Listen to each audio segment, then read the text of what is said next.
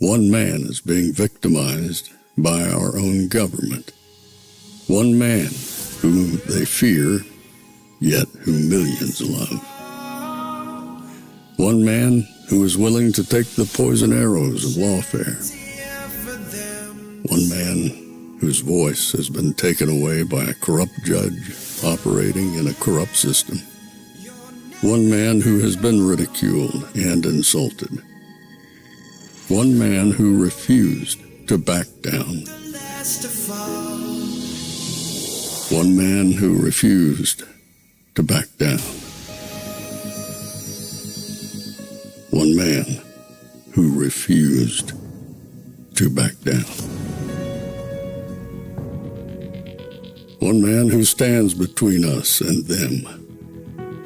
One man that wants to see America protected again. One man who wants to see America prosper again. One man who understands that a man is a man and a woman is a woman. One man who understands and protects the blessing of life. One man who wants to restore American exceptionalism. One man who once again wants to make America that shining city on a hill for all to see. A place where all the people of the world glowingly set their eyes upon. America. One man who unashamedly wants to make America great again. That one man is Donald Trump.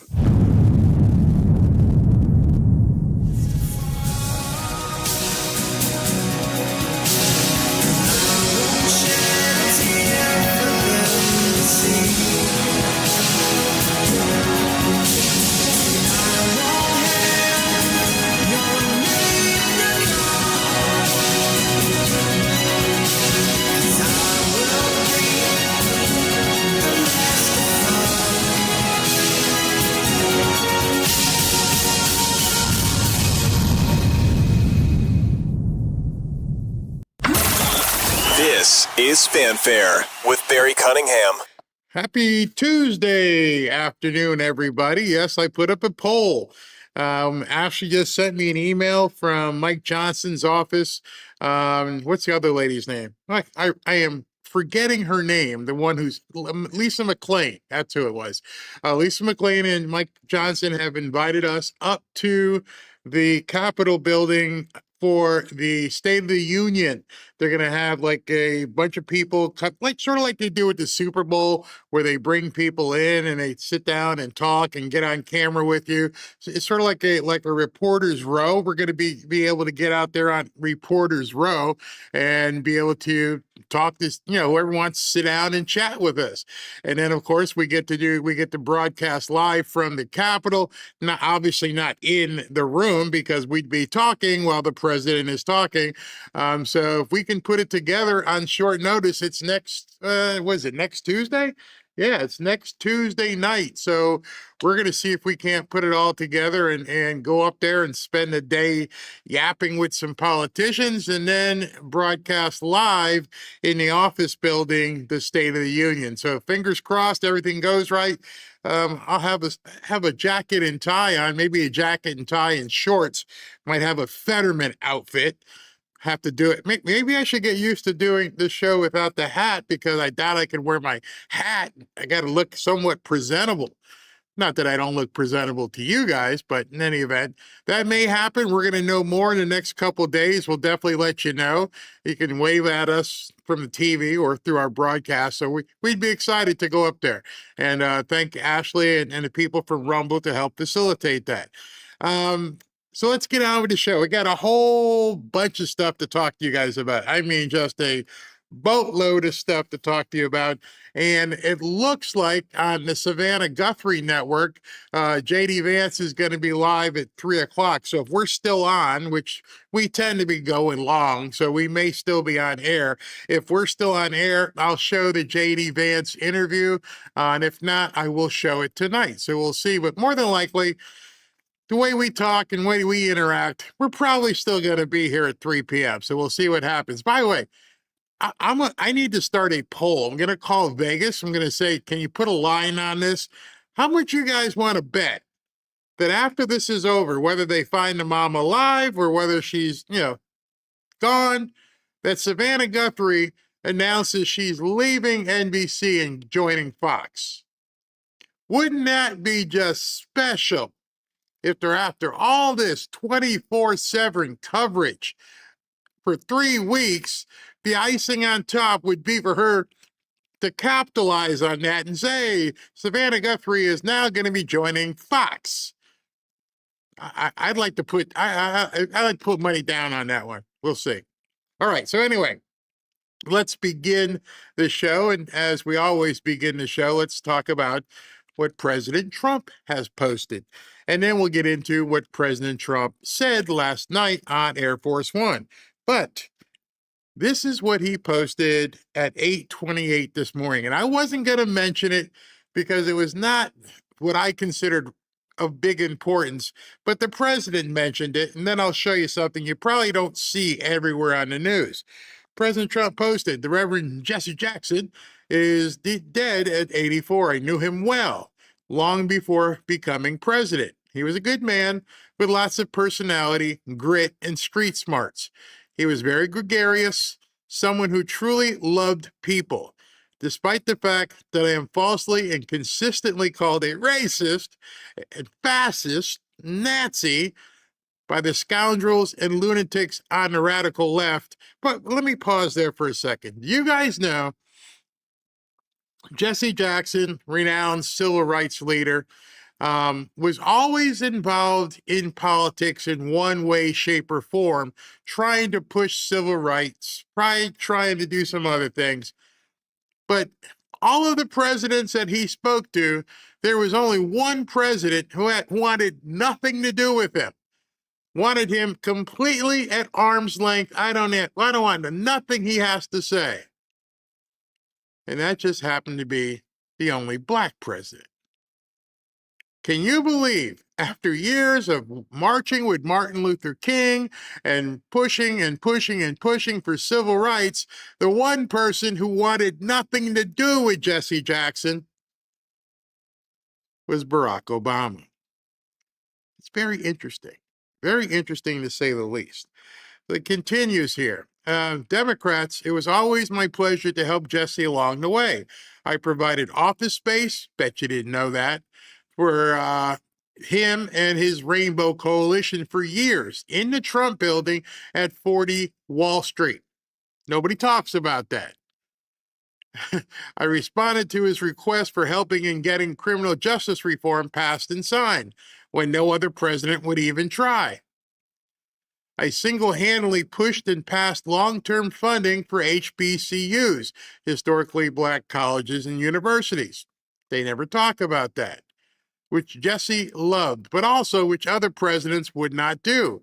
I responded to Jesse's support for opportunity zones, the single most successful economic development package yet approved for black businessmen and women, and much more. Jesse was a force of nature like few others before him. He had much to do with the election without acknowledgement or credit of Barack Hussein Obama, a man who Jesse could not stand. They hated each other. People need to dig into why that was the case. Jesse loved his family greatly, and to them I send my deepest sympathies and condolences. Jesse will be missed. President Donald J. Trump. Wow, can you imagine a racist like Donald Trump giving props to Jesse Jackson? You know, everything you've been told, everything they say in the media, everything that they continue to call Donald Trump. Well, here was Jesse Jackson himself back in the day when he was running his Rainbow Coalition in New York City.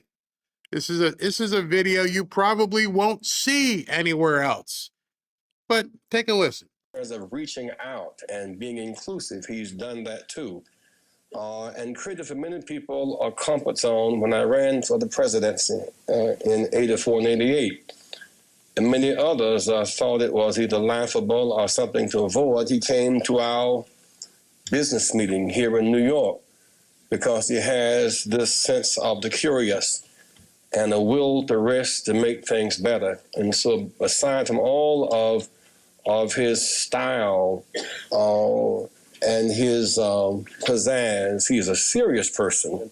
I will tell you, a large percentage of the people, and especially in construction, that are building these great jobs are Black and minorities, and I'm very proud of it. We have close to 25%, and I think the number's going up, and they do a great job. There are no better builders than we have in New York, and a big percentage of that is Black and minority folks. So I just want to thank everybody in the room for being here. I look forward to some questions, and then I don't know how we're ever going to leave this building today, because if you look outside, it is terrible, but we'll figure a way. There's always a way, and thank you, Jesse, and congratulations. Imagine that. Imagine waking up, if you're one of these nuts who've been stomping through the street and calling President Trump a racist, a fascist, white supremacist, and all the other names that they call us, maggots. And you go back in the time machine, you're like, what am I seeing here? What is this? Oh, there's stuff with Al Sharpton too. Yep. Yeah, there's stuff with all kinds of Black leaders. Yep. There's all kinds of people who took checks from Donald Trump. Yep. But somehow the media was able to take some Play-Doh and create this thing that they wanted to call a racist, homophobic, xenophobic, deplorable maggot. When none of it is true, none of it has been true. And here today, as Jesse Jackson just dies, and they're out there, eulogizing him, see how many of them even mention Donald Trump and his association with a civil rights leader, which would probably make him the worst racist in history. There can be no bigger racist for what he has done for Jesse Jackson, for Al Sharpton, and many other Black people before he came down the escalator. Because when he came down the escalator, that's when it all began. But before then, he was invited to every party. He was invited to be in movies. People wanted to be on The Apprentice. All kinds of great things were happening between the interaction between Donald Trump and Black people. But they've spun this web where kids today, growing up, went through college, they think he is the Klan member personified. And it couldn't be further from the truth. And the media continues to build upon that. The media continues to further the lie, when all it would take would be for people to see the old videos. That's all you'd have to do is show it. It wouldn't be hard. So you have to ask yourself, why? Why is it that they want this myth? Well, obviously for political purposes, but the main reason is because Democrats are stupid. Democrats and people who vote for the Democrat Party are led around by the ring in their noses. They have no minds to look for themselves, to gather evidence. And so as we talk today about, the chess match that's being played, you're seeing the next hoax, the next BS around the Epstein stuff. And the Epstein stuff, I'm not saying that what happened was a hoax. No, we all know that pretty much happened. But they're trying to lay it on the feet of Donald Trump, just like they're trying to lay, the racism on his feet. The truth, as they say, will set you free. And so I just wonder if these people realize they're being set up again. And I also am going to show you some things to show you how bad it is, even some more people that you need to probably mute or unfollow.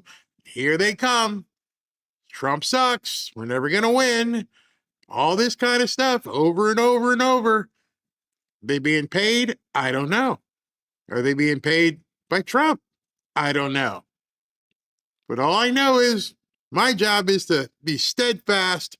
And when I go up to the Capitol, which we are probably going to do, I am proudly going to be in the Trump camp. So any of you Democrats walking around the Capitol and you see my big black behind up there, I wish I could wear a red MAGA hat behind the microphone and camera so you can all see my allegiance. Because I want to make it clear. There is no racism here. It's all a shell game.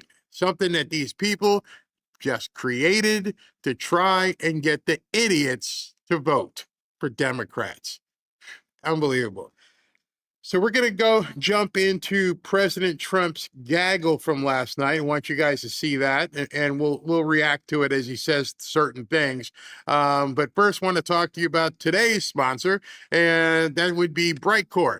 Did you know that the U.S. life expectancy peaked at 78 years old in 2014, and global life expectancy is declining for the first time in 30 years because people are aging faster than ever before, and this is due to more toxins in the air, chemicals in our soil, and in our food, and other external factors that are new to us.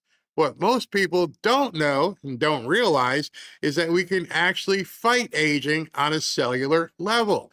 And I hope you guys understand what they're actually talking about here. There are moves that you can make, and there are studies out there that say you can indeed fight aging. I'm not saying you overturn it, but you can fight it. And scientists have discovered that kimchi actually slows the aging process of human cells, helping protect them and delay aging on a cellular level. You've seen RFK Jr. The power of nature can outweigh the power of pharmaceuticals without the nasty side effects. And now you can get all the benefits of kimchi in a simple capsule with Kimchi One. Each capsule delivers over 900 probiotic strains plus antioxidants and enzymes that support your digestion, metabolism, and your skin health will benefit. And they'll benefit from the inside out. And as we age, we become more susceptible to microbial threats. Kimchi One is a natural antimicrobial, helping your body fight off harmful bacteria, viruses, and even toxins, while boosting immunity and energy. I feel it. Best of all, Kimchi One is 100% made in the USA, all natural and non-GMO. Support your gut, protect your cells, and feel younger every single day with Kimchi One from Brightcore. And if you'd like to join other people here in the Fanfare family who have tried it, you can go right now. You can get an exclusive offer by clicking the link in the description below, or just use the code Barry for 25% off your entire order. Or for an even better deal, you can call my friends at Brightcore for up to 50% off your order and get free shipping. Call them now at 888-418-6738. 888-418-6738. Let's go listen to President Trump, and we'll react to what we hear. Click this button. Hello, Steve. Hello, everybody. So, great financial numbers you saw. Low inflation, very low inflation. Prices are down, way down. Gasoline is less than $2 in many places, a gallon, which nobody expected to see, but I did, because we're going by the initial expression of drill, baby, drill, and prices are coming down very strongly. And as goes gasoline and oil and gas, so goes the rest of other products that were high because of Biden. So we inherited a mess, and we've brought our country back very, very powerfully. Crime numbers are way down, despite the fact that they let in 25 million people, many of whom should not have been allowed into our country with their open border policy. But it's the country's doing very well. Any questions? What are you expecting from these Iran talks in Geneva tomorrow? So I'll be involved in those talks indirectly, and they'll be very important. We'll see what can happen. It's been typically Iran's a very tough negotiator. They're good negotiators, or bad negotiators. I would say they're bad negotiators, because we could have had a deal instead of sending the B-2s in to knock out their nuclear potential, and we had to send the B-2s. I hope they're going to be more reasonable. They want to make a deal. I've been told that a deal is next to impossible. No, I think they want to make a deal. I don't think they want the consequences of not making a deal. They want to make a deal.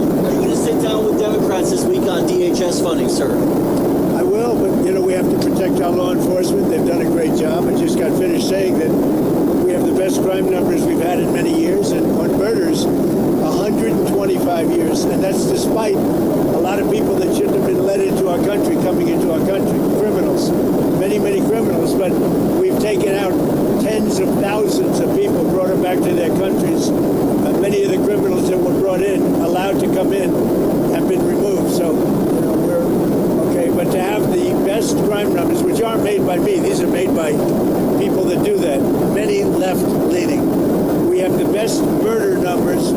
Horrible thing to say, but we have the best murder numbers since 1900. You would think that the media would be screaming that on the rooftops. You would think that the panicans and black pillars out there would be amplifying that message to the nth degree, that we have the lowest murder rate since 1900. Let that sink in. It's 2026.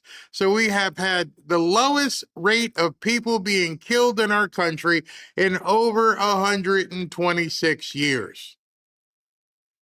How is that a small thing? How is that something just to brush off? Yeah, we got less people dead, but they don't want to give him credit for everything. In fact, they're saying he's going to lose in midterms.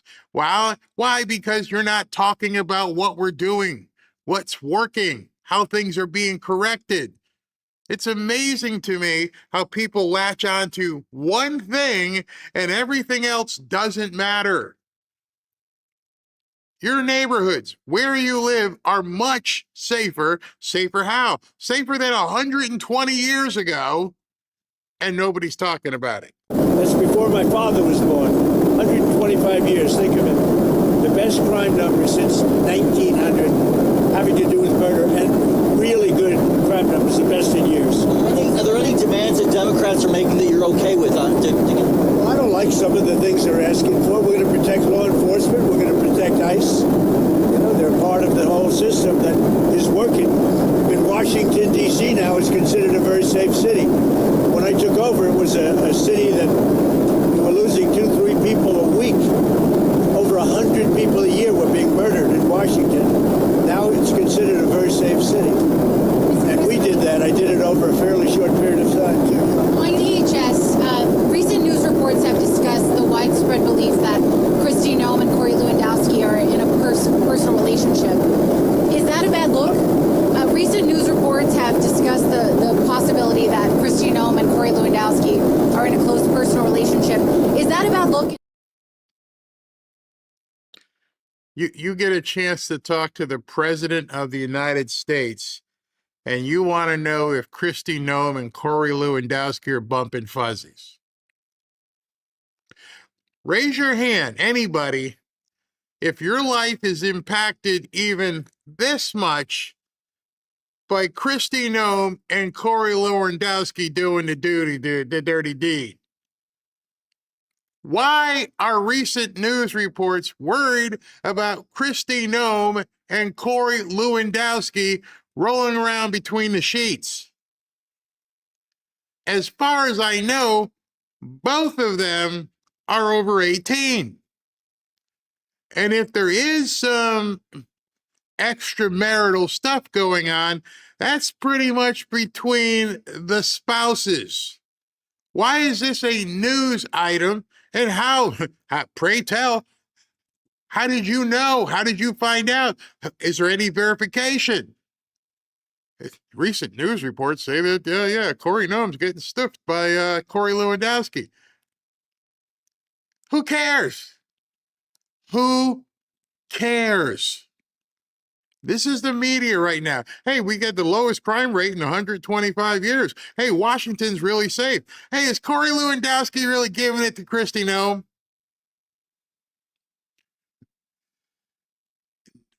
News reports. Multiple people are reporting on this now. Oh my God. Oh, shudder to think. We got Transformers killing people multiple times, and you're worried about who these two adults are doing behind closed doors. I bet you if it was Kristi Noem and Tricia McLaughlin, you wouldn't have any problem with that, though, would you? Do you think she'll be in the job much longer? I don't know about that. I mean, I haven't heard that. I'll find out about it, but I have not heard. Do you think I don't know nothing about it. And frankly, I don't care. I don't care at all. None of my business. Are they doing their job? Yep. She shows up to work every day doing it well? Yep. What about him? Is he doing his job? Yep. Are they stooping each other and behind his doors, closed doors? Don't know. Don't care. Well, you have to care because if if one or the other is cheating on a spouse, that would, look negatively on you because you picked, someone who was having sex with somebody else while they were married. So was Obama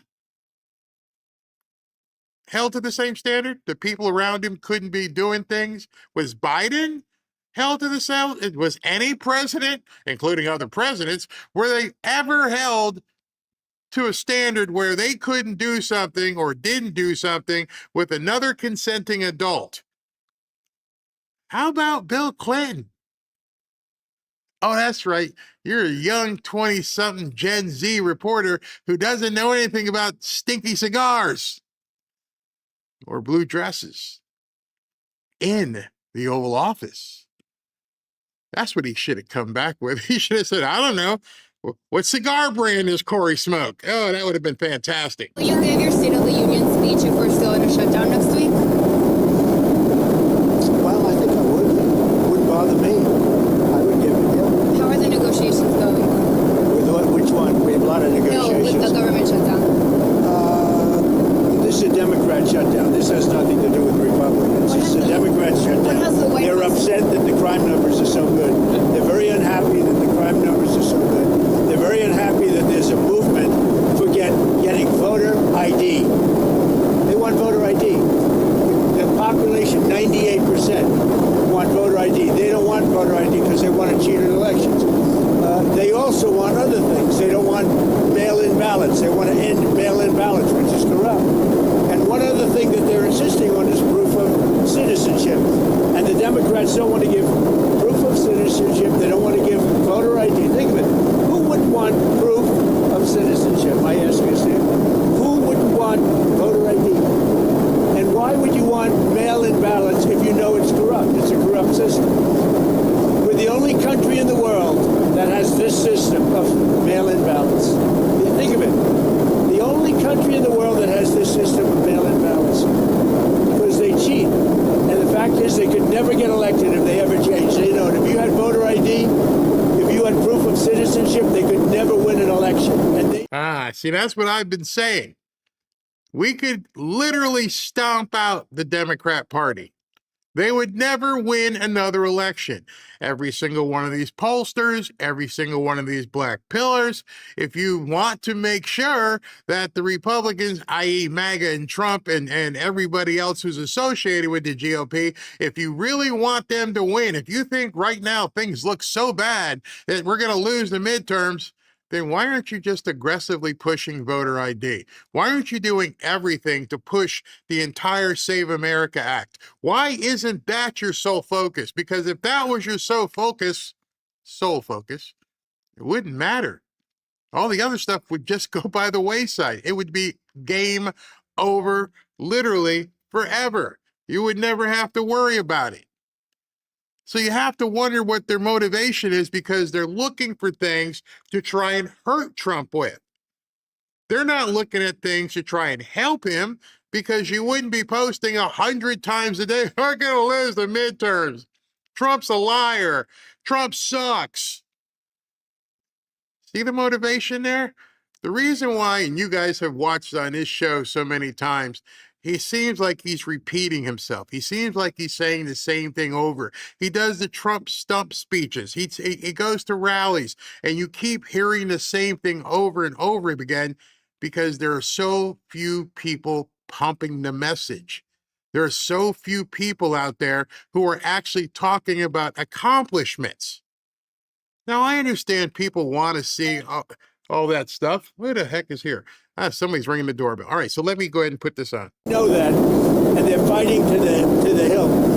And I put this down with men playing in women's sports. I put it down with transgender for everybody. I put it down with their horrible open border policy as being ridiculous. They don't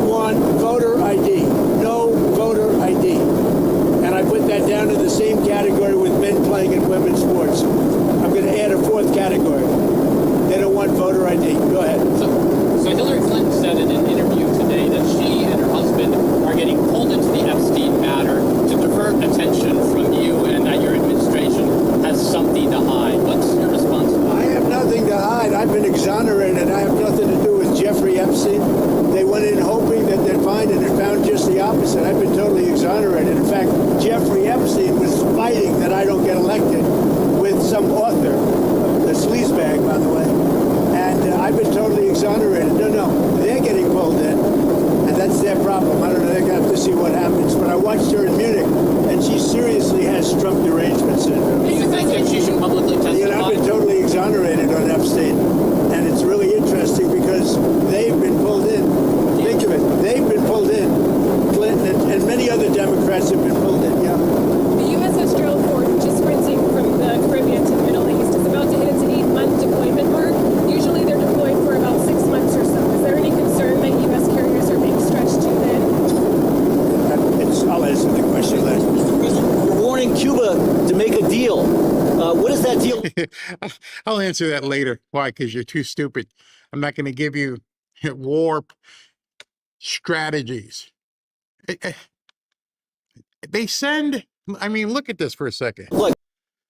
They send people out there who are literally 2 years out of college, maybe 25, 26. You're talking to the most important man, most powerful man in the world. And you send somebody out of college for like 2 years. And they're not getting the questions right. And of course, he looks frustrated and like, is it on purpose? I don't know. Maybe they bring them out there specifically so they won't allow him to get the message and they ask stupid questions. And so that's my idea, because when you look at those faces and you see that young woman, you realize she doesn't even have the experience to know what questions to ask. She's probably checking her cell phone going, okay, what do I ask next? Instead of being ready. I can tell you, when Ashley and I go up to Washington, and Robin's going to come as well, she'll be in the background. She don't want to be out front. But when we go out to talk to these people, I just wonder how many are going to answer the question. Because I'm not going to be that 26-year-old that just, hi, how you doing? And do you think Corey Lewandowski and Kristi Noem should be stooping each other? No. I want to know, John Thune, why you're not nuking the filibuster. And don't give me the BS you give the people on TV, or you can keep stepping. I don't want to hear the canned refrain. Let's find out. And maybe he can't talk about it. That's fine. Step next. What do you got? Tim Burchett. Oh, we got to talk to you, Tim. Hey, Tim, you said so many things on X, and I got so much to ask you. I don't even need a cheat sheet because of what I would want to ask. Meanwhile, they send these idiots. You want them to do? Cuba is right now a failed nation. They don't even have jet fuel to get for airplanes to take off. They're clogging up their runway. But we're talking to Cuba right now. They have Marco Rubio talking to Cuba right now. And they should absolutely make a deal because it's really a humanitarian threat. And we have a lot of great Cuban Americans, and they're going to be very happy when they're going to be able to go back and say hello to their relatives and do things that they should have been allowed to do for a long time. I'm very interested in the people that are here that were treated so badly by Castro and the Cuban authorities. They have been treated horribly. So we'll see how. Let me interject here because I live in South Florida.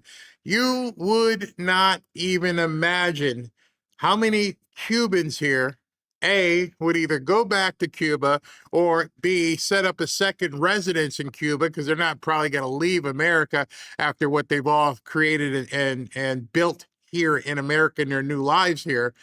But they'll tell you the stories. Like I told you, when I went down there for lunch last week or the weekend before, and we went to the #1 Cuban restaurant in the country. And right across the street, they're having a rally for Trump. They want to do away with communism. If they didn't care about going back and seeing their family, they wouldn't be holding these kinds of rallies. But I've yet to see many, if any, people on the left go down to South Florida, come on down, go down to Little Havana, and actually talk to people who experienced communism. If you've never spoken to somebody who lived through communism, your eyes would be wide open. Nobody wants it. We talked about Mondami yesterday and how he wants to tax people who are leaving New York, and the wealth tax that Gavin Newsom wants to. And they think these guys are prominent politicians on the left. Nobody wants to be forced to do something. If you have to put up a wall, if you have to put up barbed wire, if you have to keep people's money to keep them from leaving, you're probably not doing it right. Nobody talks about that. We're going to put up a wealth tax, and that wealth tax, what that means is, if you leave New York City, we're still going to tax you. Why the hell you think we're leaving, idiot? Nobody talked about it. Again, nobody in the media questioned it. So if we leave New York City and we go set up an office in Miami or Texas, you think you're still going to tax us because we left New York City. That's not how any of this works. If you're going to promote business, if you're going to promote capitalism, then you don't have to put a wall around the city. People, wake up. The very nature of what they promote tells you how bad it is.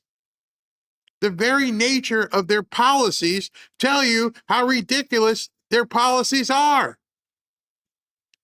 And if you broke it down and said to yourself, they want to tax people who want to leave the hellhole you are creating. You want to grab their money out the door. That is the most absurd thing, and I can't believe people aren't bending over and going crazy and doing backflips and going, wait a second, none of what you propose makes any sense. That is not America. And America doesn't have places in its own country that puts up walls, barriers, and rules so you can't leave. Wherever you are right now in the country, if you decide and you look to your spouse and go, we're out, you call the U-Haul or the moving company and pack up your stuff and you're gone. There is no authoritative response that you need. You don't need somebody to give you permission. But if you look at what's happening in California and New York, and it will spread, they're going to be in a position where they want to tell you whether or not you can leave and how much it's going to cost you to do so. But nobody's talking about that. You need to. You need to get, hey, listen, are you really going to charge people to leave your state? Yep. Oh, here's a bit of breaking news for you. The DNA on a glove doesn't match the other glove. So that saga, the Savannah Guthrie Network will continue. Turns out with Cuba and us, we are talking. In the meantime, there's an embargo, there's no oil, there's no money, there's no anything. If a deal isn't made, would you consider an operation like the one in Venezuela? I don't want to answer that. Why would I answer that? If I was, it wouldn't be a very tough operation, as you can figure. But I don't think that'll be necessary. Mr. President, Marco Rubio received really positive reviews in Munich. Is there a scenario in which you would support him at the top of the ticket in 28? Something I don't have to worry about now. I've got 3 years to go, so it's something I don't have to worry. JD's fantastic and Marco's, they're both fantastic. I think Marco did a great job in Munich. President Xi, in your talk with him recently, warned about sending more weapons to Taiwan. What was your response to him? Are you going to send more weapons to Taiwan? I have a response. I'm talking to him about it. We had a good conversation, and we'll make a determination pretty soon. So if you're President Xi of China, and you hear you're negotiating with President Trump about this whole Taiwan thing, and you're having high-level conversations with Marco Rubio and President Trump about Taiwan, and you happen to tune in last week to what was being said in Munich, and you heard AOC, who is being named a prominent candidate for the presidency, and you heard her vomit all over herself, what would you be thinking if you were him? They're like, oh gosh, oh yeah, we're going to be able to just walk in and take Taiwan. She can't even answer a question. She has no idea. Yeah, I bet she couldn't point Taiwan out on a map. Hey, I don't know if you see it. You'll see it in a bit, though. We'll show it to you. Tell us about your trip. We have a very good relationship with President Xi. In fact, I'll be going, I guess, in April. I'm sorry. Tell us about your trip to Rome, Georgia on Thursday, your trip to Marjorie Taylor Greene's old district. Well, we have a lot of people that want to take Marjorie Trader Greene's place, and many, many candidates, and I have to choose one. And they say whoever I endorse is going to win, but we have a lot of good candidates who want to take her place. All right, so just so you guys know, he just dropped a little news. We've been waiting for the formal announcement, but it seems as though there's going to be a rally in Georgia on Thursday afternoon or Thursday evening. So stay tuned. Obviously, we will cover it, but there's going to be a rally coming up this week, Thursday in Georgia. Not really sure where it's going to be until they release the details, but we will obviously cover that. Peace meets for the first time this week. You said it could be the most consequential international organization ever. That's a high bar. What do you want for this first meeting? Well, I think it can be. We're going to have all world leaders. They're putting up tremendous amounts of money. And I think it's going to go far beyond Gaza. I think it'll be peace all over the world. And we're working in conjunction with the United Nations. Look, the United Nations is there.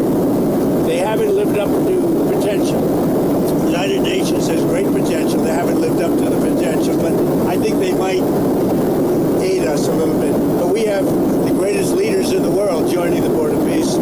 And we'll be doing it in conjunction with, in some cases, the United Nations, and see if we can get the United Nations to get on the ball. You've been a kingmaker in a lot of Republican primaries. A lot of people, including foreign nations. I was very honored to see that a very wonderful prime minister in Japan won by a landslide.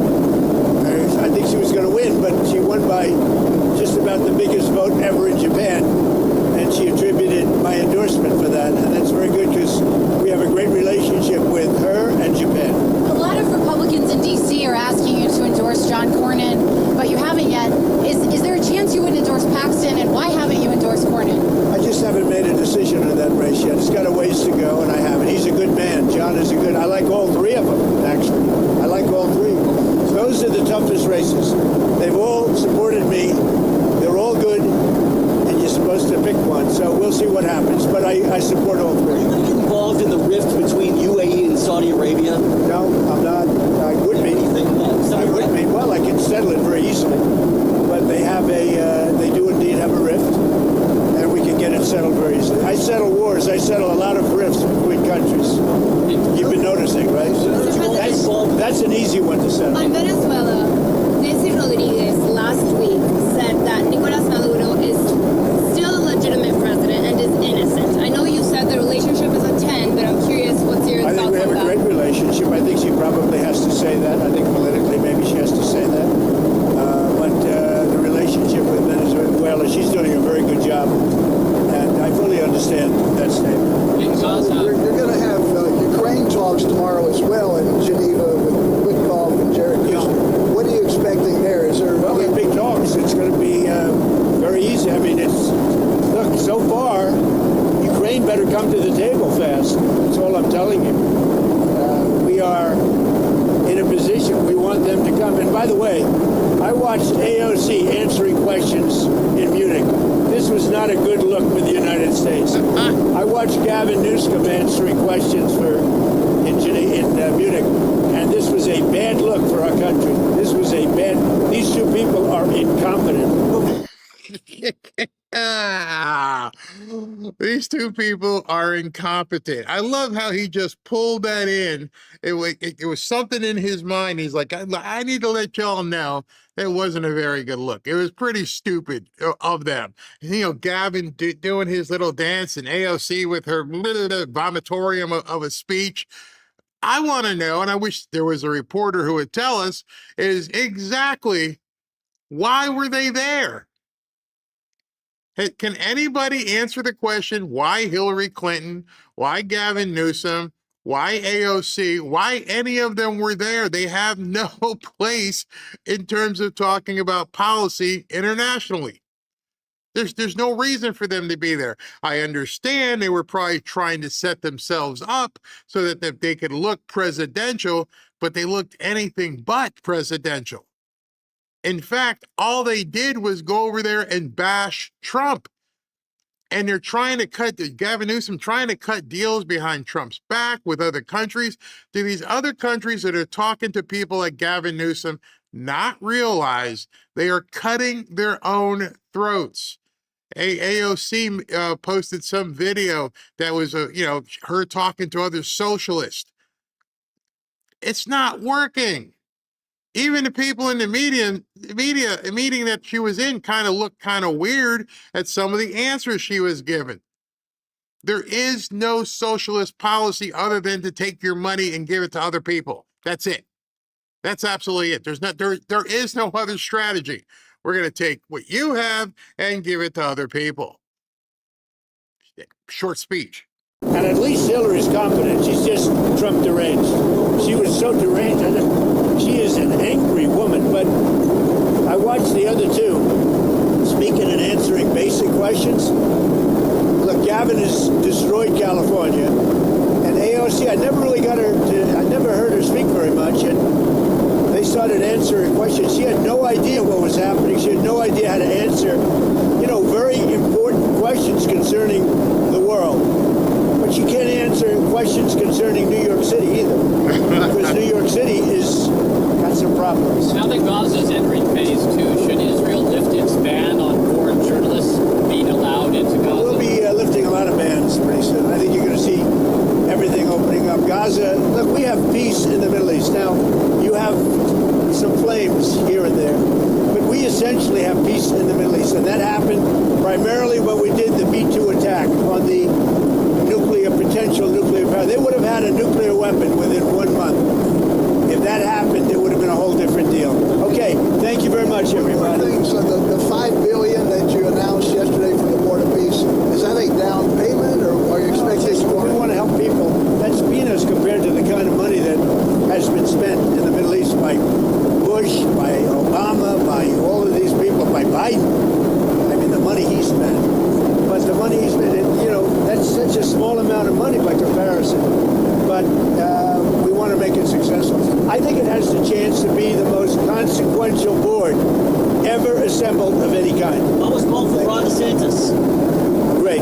We had a great time in Ron and a couple of other people. Two great coaches, as you know. The two greatest coaches, I would say, certainly in college football. And we had a good time playing golf. Thank you very much. All right, so he's done. He calls the end to the meeting. Thank you very much. And somebody says something to him here, and he stops and comes back. And I just found this dynamic pretty amazing, because here he is, President of the United States, and he makes sure that this question gets answered, because it involves probably the most important person in his life. I didn't get to play today because I'm working on other things, very important things, much more important than golf.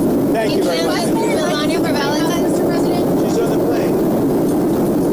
Melania's on the plane. We have a movie. So they asked, what'd you get Melania for Valentine's Day? And he turned right around. I mean, it was just like, oh, you talked about Melania? We could talk about Melania. Saw her on the plane. Did you have any Valentine's Day plans with her? Did I what? Did you do anything for Valentine's with her? Did you give her flowers? I better not tell you that.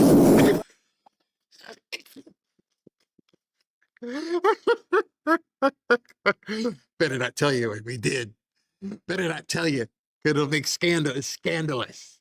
And he had that smile, and it was just so authentic. He just broke into a smile. And anyone who enjoyed Valentine's Day this past weekend with their spouse, girlfriend, boyfriend, whatever, that smile. Yeah.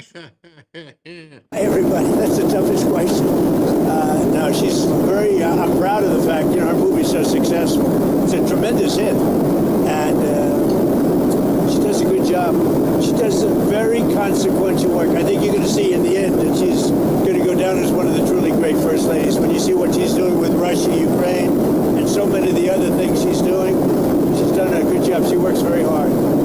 Is Westmore invited to the White House this week, Mr. President?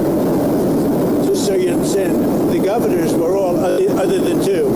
One was from Colorado, where he's got a 73-year-old woman who's probably got serious cancer, confined, and for some time in solitary confinement, because she pointed out the voter theft that was taking place. In other words, she pointed it out. They arrested her, and they gave her a 9-year sentence. And he better let her go, because it's a disgrace. And the other guy's just a bad governor. He's not doing a good job. Wes Moore, he's doing a terrible job. And you can see that Well, I didn't invite those two. If the rest of them don't want to show up, that's okay. I hear they're coming, a lot of them. The White House is a great place to be. But no, I don't like the job that Westmore's doing. I don't like the job he's doing at the bridge. I don't like the fact that he did that horrible, with the pipes and the Potomac. And he's not doing the job. They got to do it. And I'm going to have to get the federal government involved in getting it fixed because he can't fix anything. Thank you very much. So he was referring to Poopgate, as it can now be affectionately known. Poopgate, the sewage pipe broke up in right outside of Washington on the Potomac, and it's spewing millions and millions of gallons of raw sewage right into the river.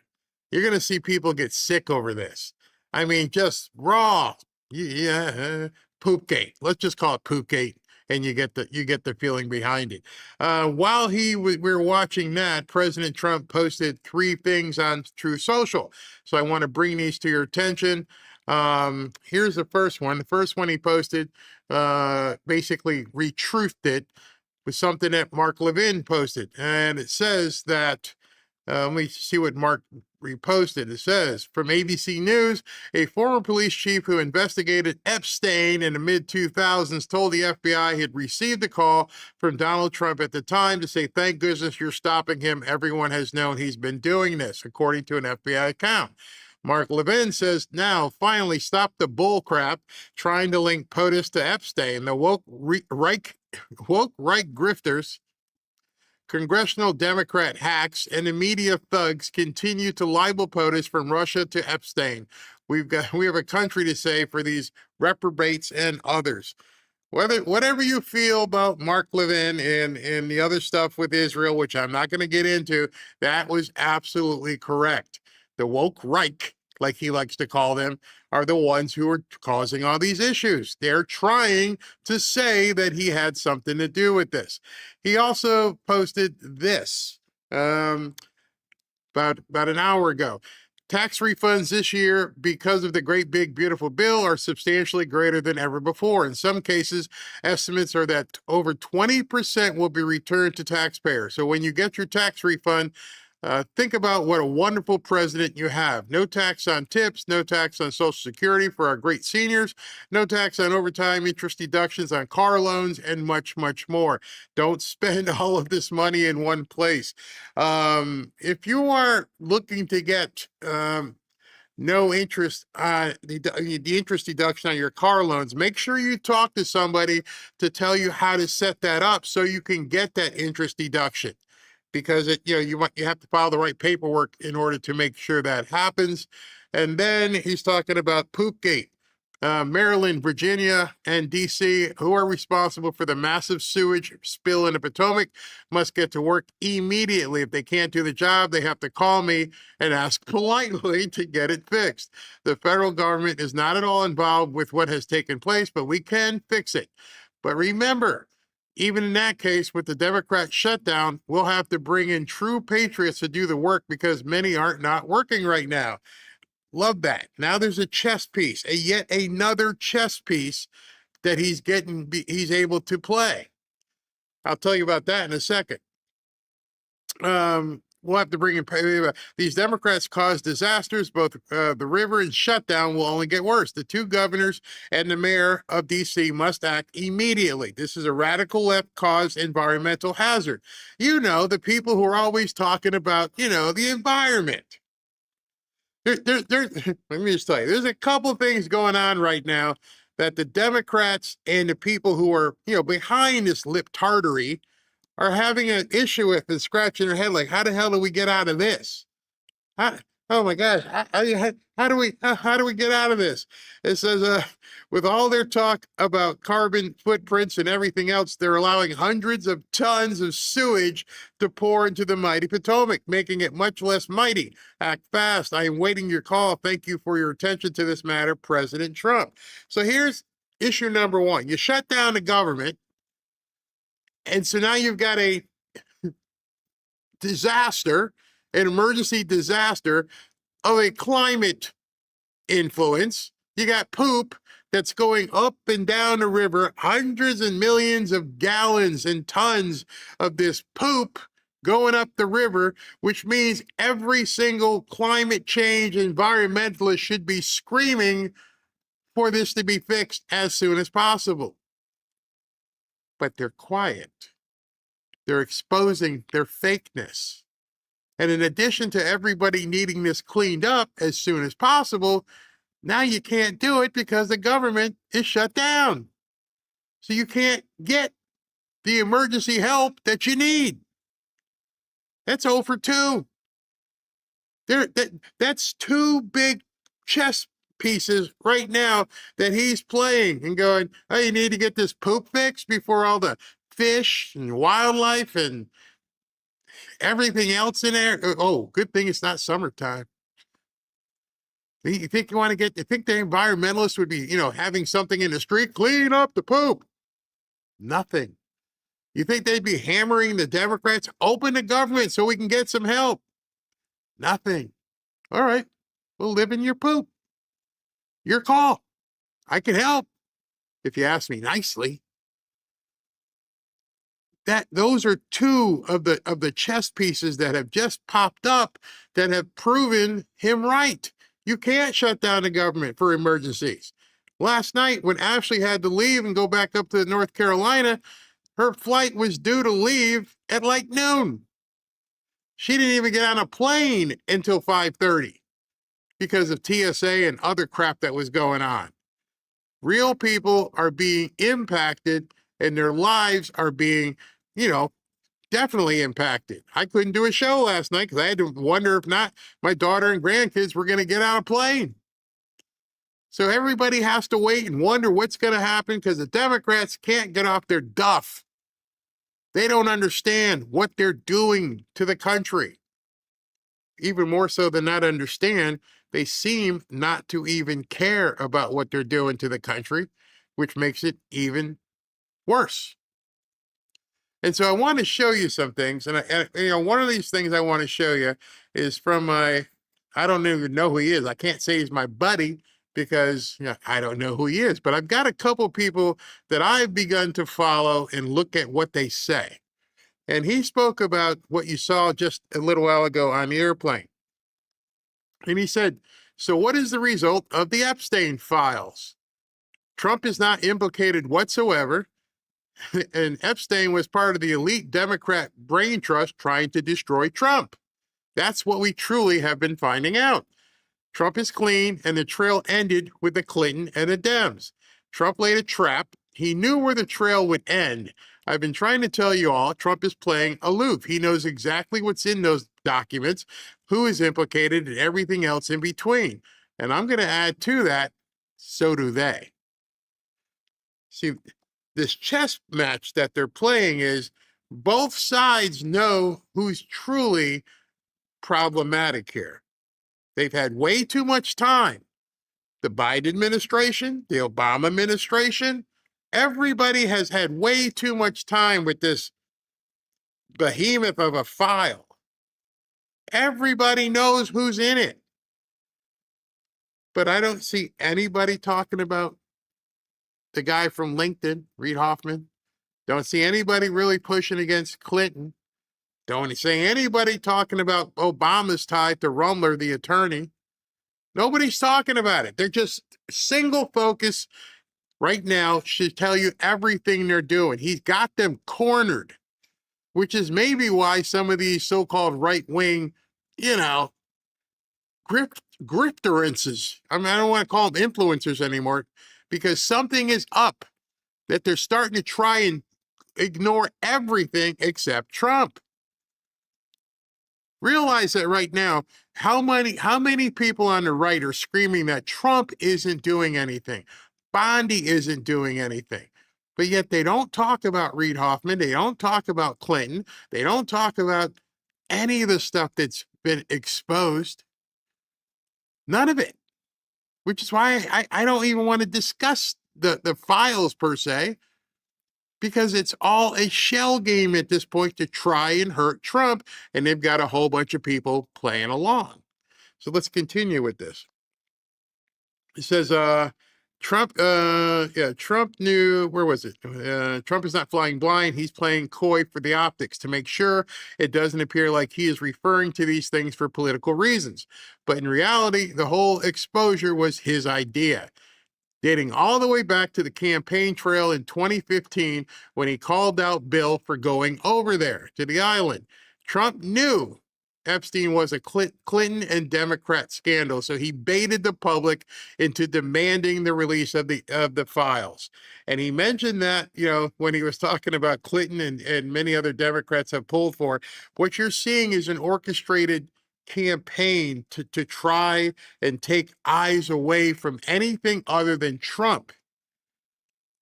They went over to Munich. Their purpose for going over to Munich was, let's talk about this and this and this and this, but Trump's still doing bad things over there. And then Hillary came out today. She goes, I didn't even know him.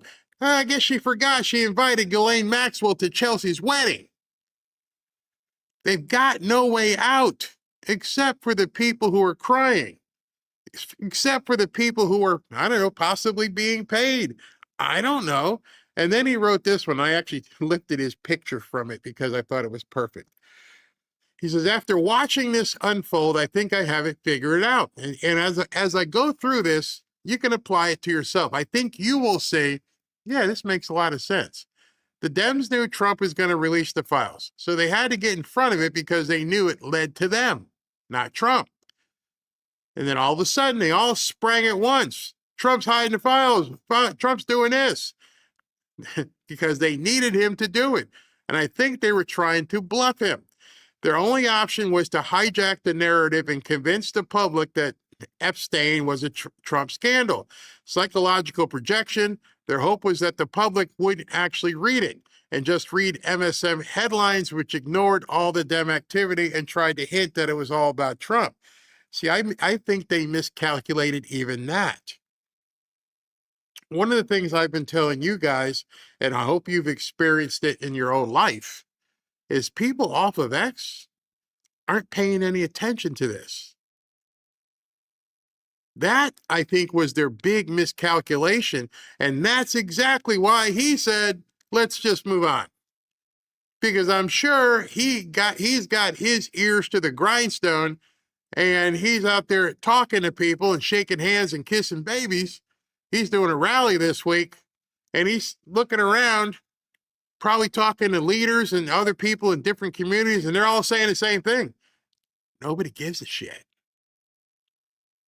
Which is, I think, is why some of these people are amplifying this message while they're bringing out these fake polls, because even Democrats off of X don't care. And I know that may shock some people, because how could they not care about traffic? No. I'm not saying that. Of course, people care about kids being hurt. But I think right at this point, there's Epstein fatigue.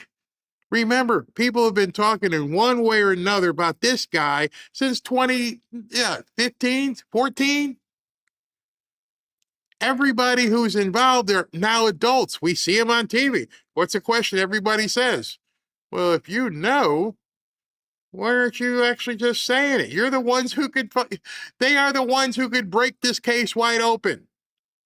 And if you don't care enough, if the money was too good for you to even say what really happened to you, why should I care? I'm going to go to Daytona this weekend. I'm going to watch the Super Bowl, absent Bad Bunny. I got something to do. I can't keep waiting for you guys to say something. If something happened to you, say it. Otherwise, shut the F up. And I'm pretty sure that's what's being played right now. President Trump knows what many people are feeling. The more these women get on television, the more people I see go, well, why don't you just say it? Why are you the ones who are being pedo protectors? Nobody, especially any woman who's ever had something happen to them, can make any sort of sense of these women sitting up there. I know everything, but I can't say. When you're the actual ones who can. There's no amount of money, there's no document I would have signed that would preclude me from making sure the guys, women, whoever did something to me or others. You're telling me you're a high-paid call girl when all you'd have to do is say, somebody come take a deposition, I'm ready to talk. Then we got something to talk about. Now we've got some action we might be able to take. These emails mean nothing. These emails don't have any teeth. They're all social media paint. Now, if we all heard these women say, listen, we're gonna go prime time on Friday night at 8, and we're gonna tell you everything. Now that would be some must-see TV. That would be what, everybody would have to watch and see what happens. Remember, at the end of the hearing with Pam Bondi, when all the people were screaming at her, what did she say? Any one of you can come see me. Any one of you back here, nobody talked about that in the media. That's the other chess match, is the door's wide open at any time. In 20 years, you're telling me that none of these women have ever thought, you know what, I'm going to go sit in front of an attorney general who's willing to listen. I'm going to go on television and I'm going to tell all. You see, Trump has put it back in their ballpark. They got to handle it. And that's what he's talking about here. If their only option, by the way, we said their hope was that the public would actually read it. The public doesn't care. I don't even know what I'm reading. Oh, somebody says chocolate soda and grape juice. And all of us who have been around go, oh, well, you know what he's ordering? Whereas the general public's like, grape soda, pizza. What's it mean? And anyone who has any intelligence looks at it and goes, how are you going to arrest somebody because they put in grape soda and pizza in their email? You see, the people clamoring for arrest and saying we got to go after them, that's because they know they've spent years understanding what pizza and grape juice mean. Tell that to a jury. Well, John Smith ordered up some grape juice and pizza on December 1st, 2018. And, well, that's code word for this and that. You know this? Yeah, because, we looked around. So do you have the grape guy and the pizza guy? No. Oh, okay. So you want us to convict somebody because there's an email saying, I love the torture video. Yeah. You see how thin this is? The people giving you the wink wink, who are telling you somebody got to do something, could never do something themselves. And that is the chess match. What President Trump got them to do was to talk about it. And when the time comes to actually drop some videos and pictures, they're going to scurry like roaches. When Trump said this was a hoax, that's what he was referring to. The Dems trying to make this a scandal when it was a Democrat scandal from the beginning. Everyone in Washington, everyone who goes up there, that would be a question for next Tuesday when I get there. Hey, did you know about it? Everyone knew what the Democrats elite, and we've been watching the Dems desperately trying to maintain what little control they have left of public perception, while Trump tries to break the MSM spell. We are witnessing a battle for public perception, and in game of chess. See, the game of public perception is what the Democrats are trying to play right now. And the influencers, the grifters, the black pillars, they're playing along. Unfortunately for them, the vast majority of people who are political junkies may be looking at it, I look at it, or you look at it. The world, they're not paying any attention. You see some people resign here or resign there because, they don't even want to be in the discussion. They're not worried about getting arrested. You think Rumler, who resigned from Barclays Bank or whichever bank, she's worried about being arrested? No, she doesn't want the stain, the Epstein. And the Epstein right now is too hot for her. She's got her millions and millions of dollars. She can go hang out on the Potomac and hold her nose while the poop is flowing. And in a year or so, she'll take another, $5 million a year job someplace and nobody will know any different.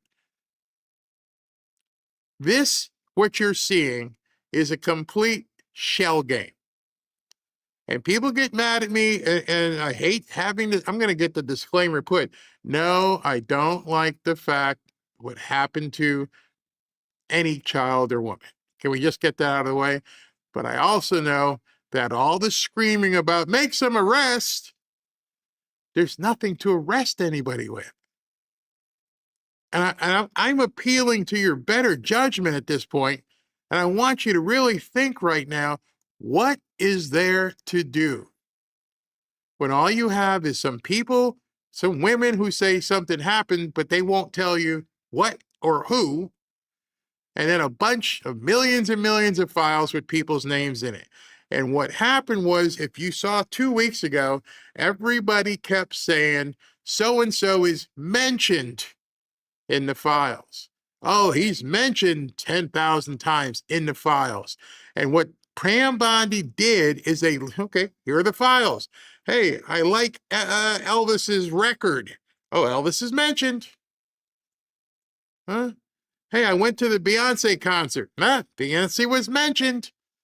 And if you saw the semantics and how quickly it changed, it went from, why are all these files out here with all these names? All they did is mention them in an email.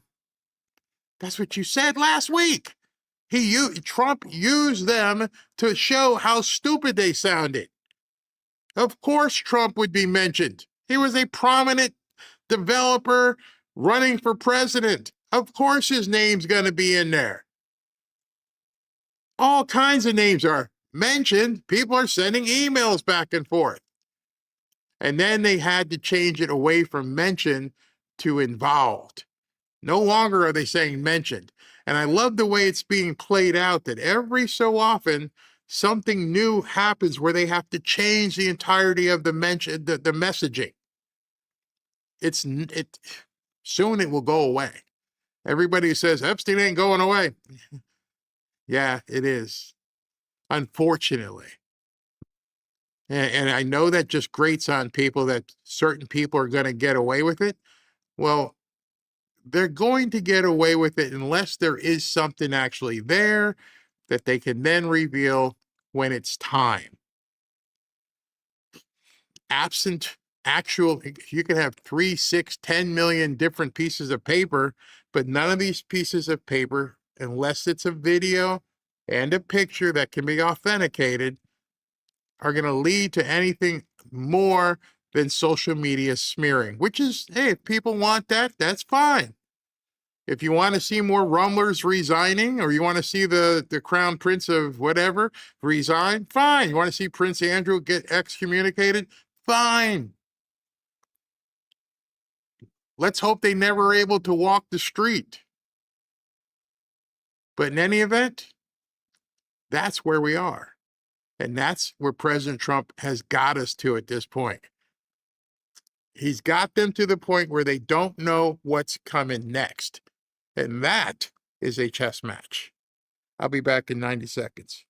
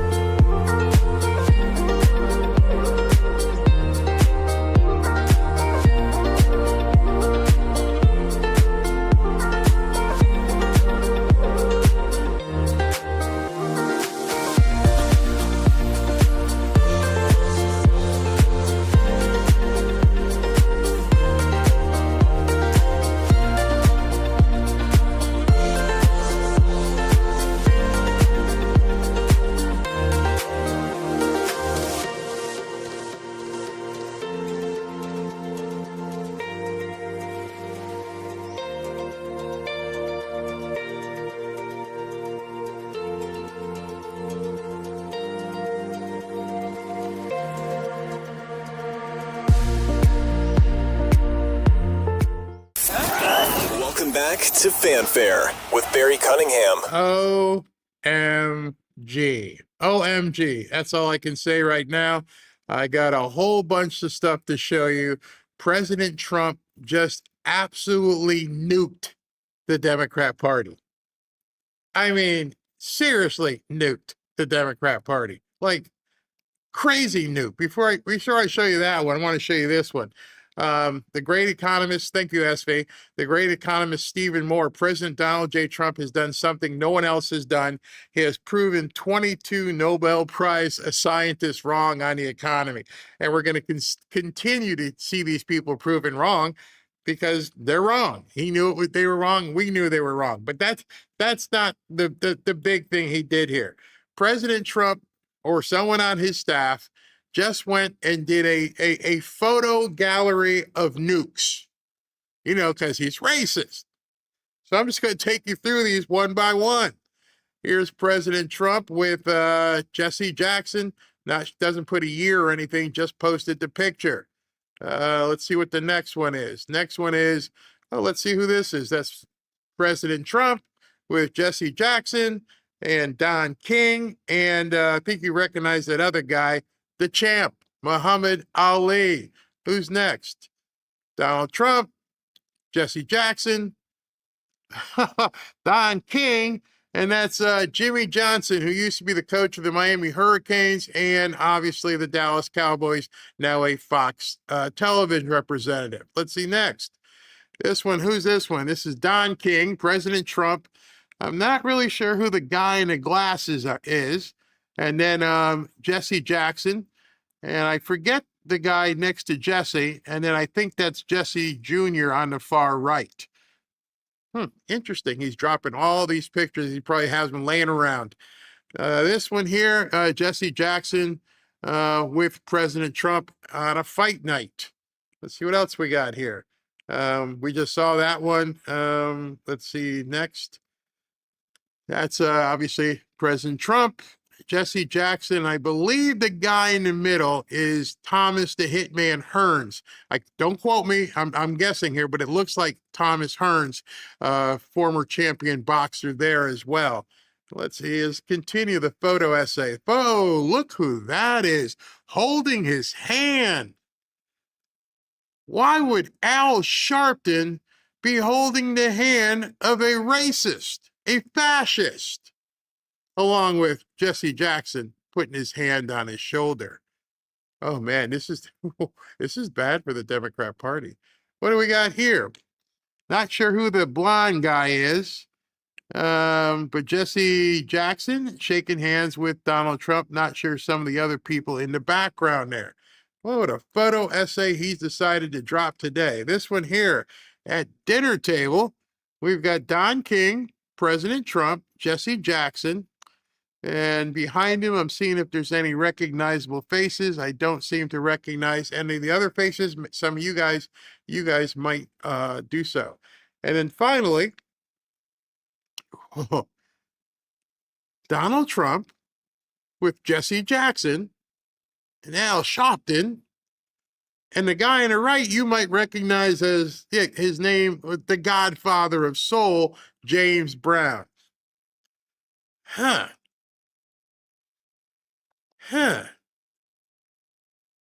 Racist, huh? See, everything was fine till he came down the golden escalator. When he came down the golden escalator, he became one of them, not one of us, as far as they were concerned.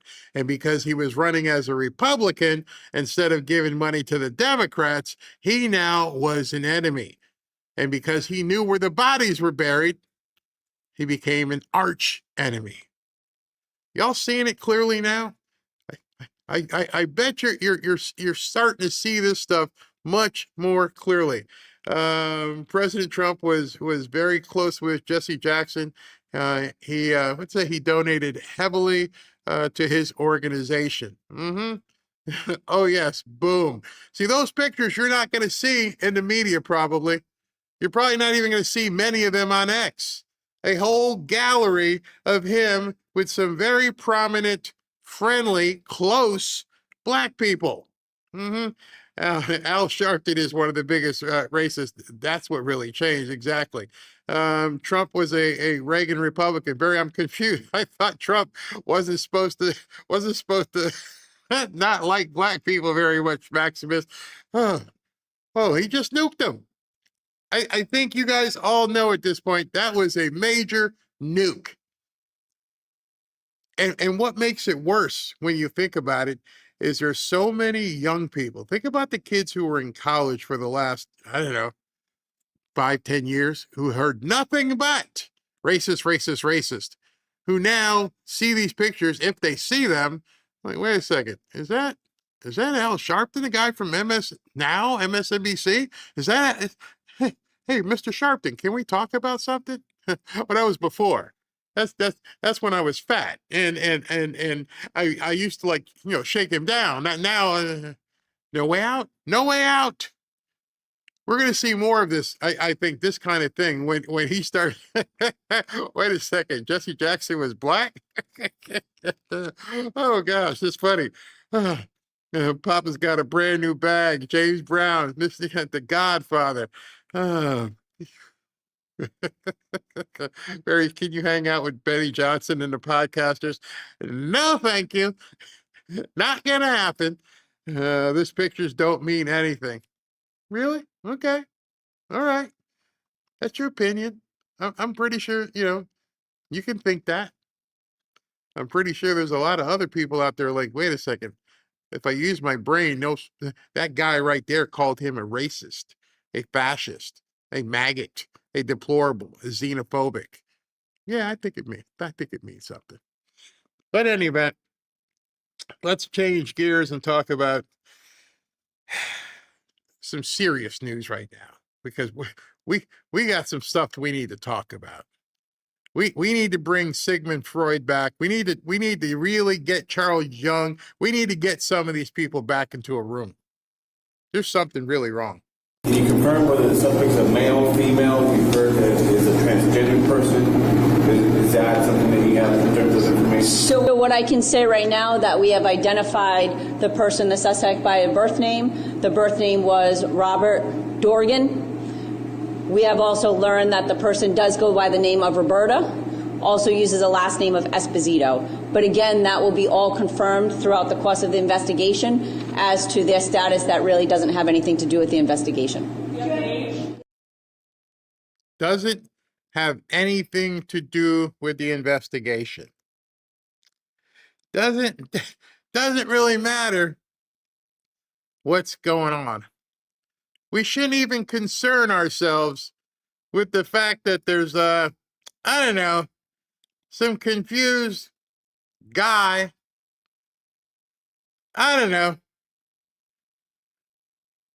We shouldn't be concerned whatsoever. We shouldn't even be thinking about, does that actually cause any problems? It's bad to even bring that up right now, that anybody would be confused about something not quite right. It doesn't matter because, this is normal now. Every single one of us needs to accept that it doesn't matter. It matters to those dead people. It matters to the people who are still in the hospital. It matters to the people who were traumatized for being there. It matters to the players who were on the ice playing a hockey game. It matters to the people who watched it on X. It matters to the families of everybody who now has to wonder when they walk in some places, some messed up person gonna do something. Democrats aren't talking about this. No, we can't bring this up. It matters to the people who may be considering doing this when they see another one. When they realized last week up in Canada, yet another one decided to go ballistic. So yes, ma'am, I beg to flipping differ. when you got DNA, when you have fingerprints, when you have voicemail, and you can say, here, this keeps happening. The guy with his fingernails and the DNA. Well, you got something else you can find in terms of correlation here. I'm not saying correlation is causation, but you got some correlation. There's something you might want to, find out whether it matters. I don't know. It's kind of staring you in the face. I'm pretty sure that people, elsewhere are looking at this stuff and going, yeah, I think there is something that matters. Yeah.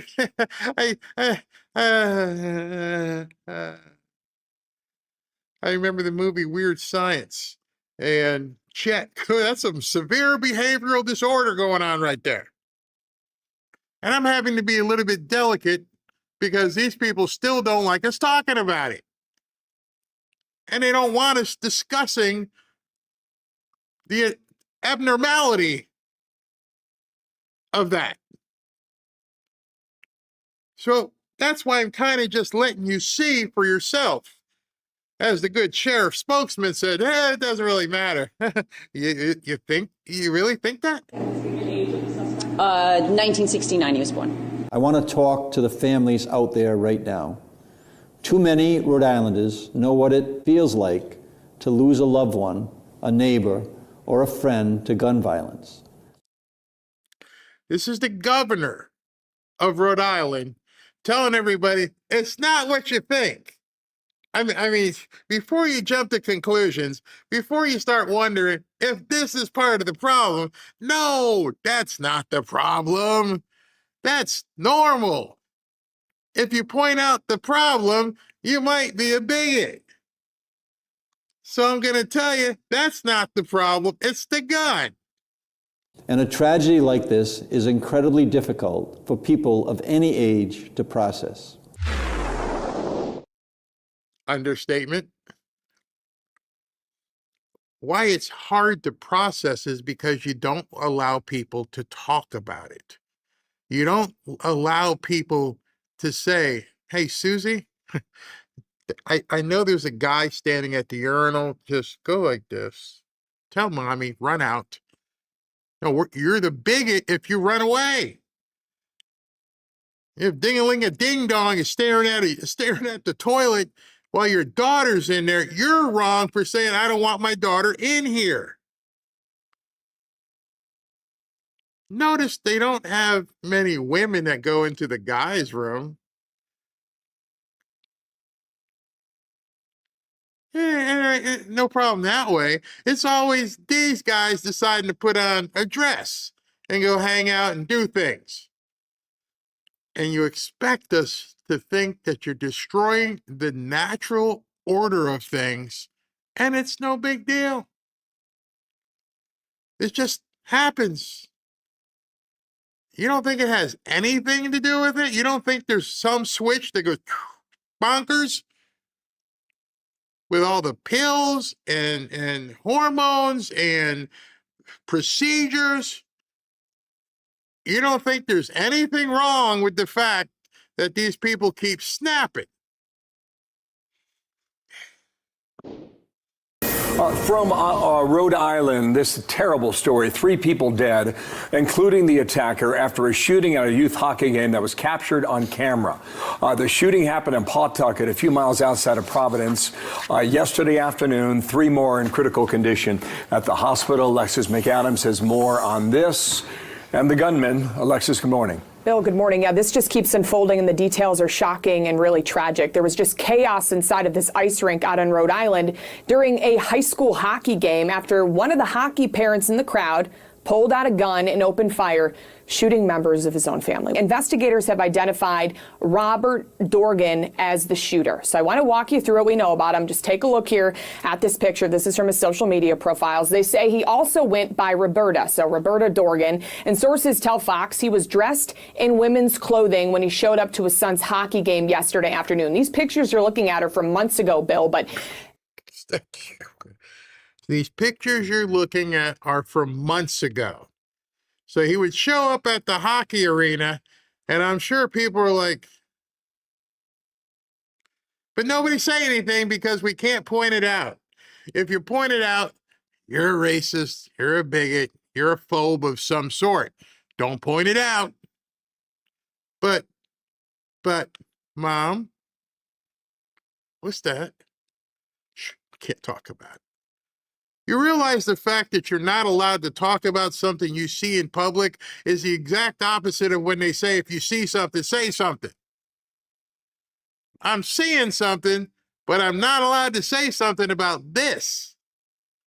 So that whole see something, say something only works for certain things. Hey, I see a bunch of guys pulling out a rug and kneeling down. Don't say nothing about them either. I don't know the frickin' rules. I don't understand when you say something, but you tell me I can't say nothing about what I'm seeing. I just have to accept it. This is how it is now. When you see people having a call and they're kneeling down in the street in New York City, shut up. Don't say nothing about what you're seeing. When you see a guy show up at a hockey rink looking like something out of a Benny Hill movie, don't say anything. No, we need to start saying something. We need to start calling this out. We need to make sure everybody knows. Keep an eye. Something not right. Obviously, something isn't working here. And the worst part about it is we had the signs right in front of us. We knew what was going on. Listen to this. Witnesses and people we've talked to who were at this hockey game say that this was something that happened pretty often where he would show up in women's clothing. So according to documents obtained by our affiliate WPRI, Dorgan had a history of family disputes. So let's get into them. Some involving conflict over his gender identity because he had gender reassignment surgery back in 2020. So WPRI reports that in these court documents, his trans identity led to the divorce with his ex-wife. You think? Hey, Robin. Yeah. You got a spare pair of panties? What? I don't know. You got an extra pair of panties? You think it would lead to a little bit of stress? What are you doing? Your sandals kind of don't fit my feet. They're not big enough. Wait. You asked me for some panties. Now you're wearing my sandals. Yeah. Can I try on your sun skirt? I'm out. Think about it, ladies. Right now, you're sitting there, you're wondering, what would happen if my husband decided he wanted to raid my panty drawer and put on a sundress? And then, those of you who are parents and married, what would you say if your little kids one day they're down there playing with Legos and mom number 2 came walking out the room? I didn't know this was Halloween. Oh, is that Halloween? Oh, what's going on here? I am now Roberta. No, you're a freak. And I don't want my kids anywhere near you. But for some reason, this carried on for years. I don't know how quickly she left, but she left quick enough where she's like, I'm out. And then he further snapped. Reportedly detailing, she said, that he had narcissistic and personality disorder traits along with the transition. So his social media profile's under investigation. I want to point this out. Just one day before he opened fire, he was defending trans Congresswoman Sarah McBride. He wrote this in part on X: "Keep bashing us, but do not wonder why we go berserk." One day before. By the way, that post was on something that Kevin Sorbo had posted. And then as you see, Alec Jones says, creepy. And then Robert, has now said, S to F you, Alex. Don't be so butthurt over somebody different. Then wonder why we people go effing berserk. How much more evidentiary material do we have to show people? The manifestos, the things that they say, the things that they do for people to pay attention. Not every transformer is a shooter, But lately, most of the shooters have been Transformers. And nobody wants to talk about that. Oh, they got a gun. Well, you know what? The gun just lays on your hand like a remote. The gun, do something. Do something. Nope, I actually have to click the thing and change the channel. Otherwise, this thing continues to stay there. The argument that it's the gun is the stupidest thing ever. And then they say, well, we need red flag laws so we can make sure that the people who are crazy don't get guns. But then when we see something and say something, they tell us, oh, not that crazy. That's not the kind of crazy we want you to talk about. We want you to talk about the maggots. Those maggots, those are the ones to worry about. Those Christians, those white people. But he is white. Yeah, but he's, he plays for the right team. Now, you see the idiocy of what they're doing to us? You understand that I can't even say certain words because people will get ticked off. We need to, as Maxine Waters always says, reclaiming our time. We need to be reclaiming our language. We need to reclaim sanity. So they're looking into all of these things on social media. As investigators say, it was a targeted attack. That's one thing they know for sure. Sources telling Fox it was a dispute within this family that led to the tragedy. So the gunman shows up, kills his ex-wife and one of his own kids at the hockey game. Police say 3 others are in the hospital fighting for their lives. And there really could have been more people that were killed, but a good Samaritan stepped in and tried to take this gunman down. Watch. Good Samaritan, i.e., start packing. Good guys with guns are going to save people. It keeps happening. The Good Samaritan. Well, the Good Samaritan, I don't know if he was armed, but at least somebody tackled this dude and, did something. Otherwise, more people would have been hurt. Guy risked his own life. I don't know what it takes for people in other states to be more like Florida, because Miss Doubtfire would have had lead poisoning. If they're not going to defend us, we need to defend ourselves. This can't continue. It's not white Christian nationalists. It's whack jobs who pretend to be Miss Doubtfire. And they can be Miss Doubtfire all they want in home. They can turn on Silence with the Lambs. They can put lotion in the basket, all that. But once they cross that threshold and go outside, we need to have eyes on them. What are they doing in the trunk? Is there a bulge on their hip? You need to have eyes on Miss Doubtfire. Wherever they go, where I don't even know where this was, wherever he went, they're in a creek out there, fake boobs and all. That's not something you can ignore. It's right in your face. You imagine that walking into a biker bar? Somebody needs to do some searching, and you need to keep your eyes open because they're not going to defend you. The police right now are responding. They're coming out afterwards. They can't prevent or protect you. I've told you many times, when Robin and I go out to a restaurant, we already know where we're sitting, how we're going to arrange the chairs, where's the exits, what we're looking for. Going to a movie theater, finding out, okay, we're going to go that way or this way. You got a safe word just in case something happens. It's a shame that we have to live that way, but I tell you what, you can go to a hockey game without worrying about some, Miss Doubtfire popping you.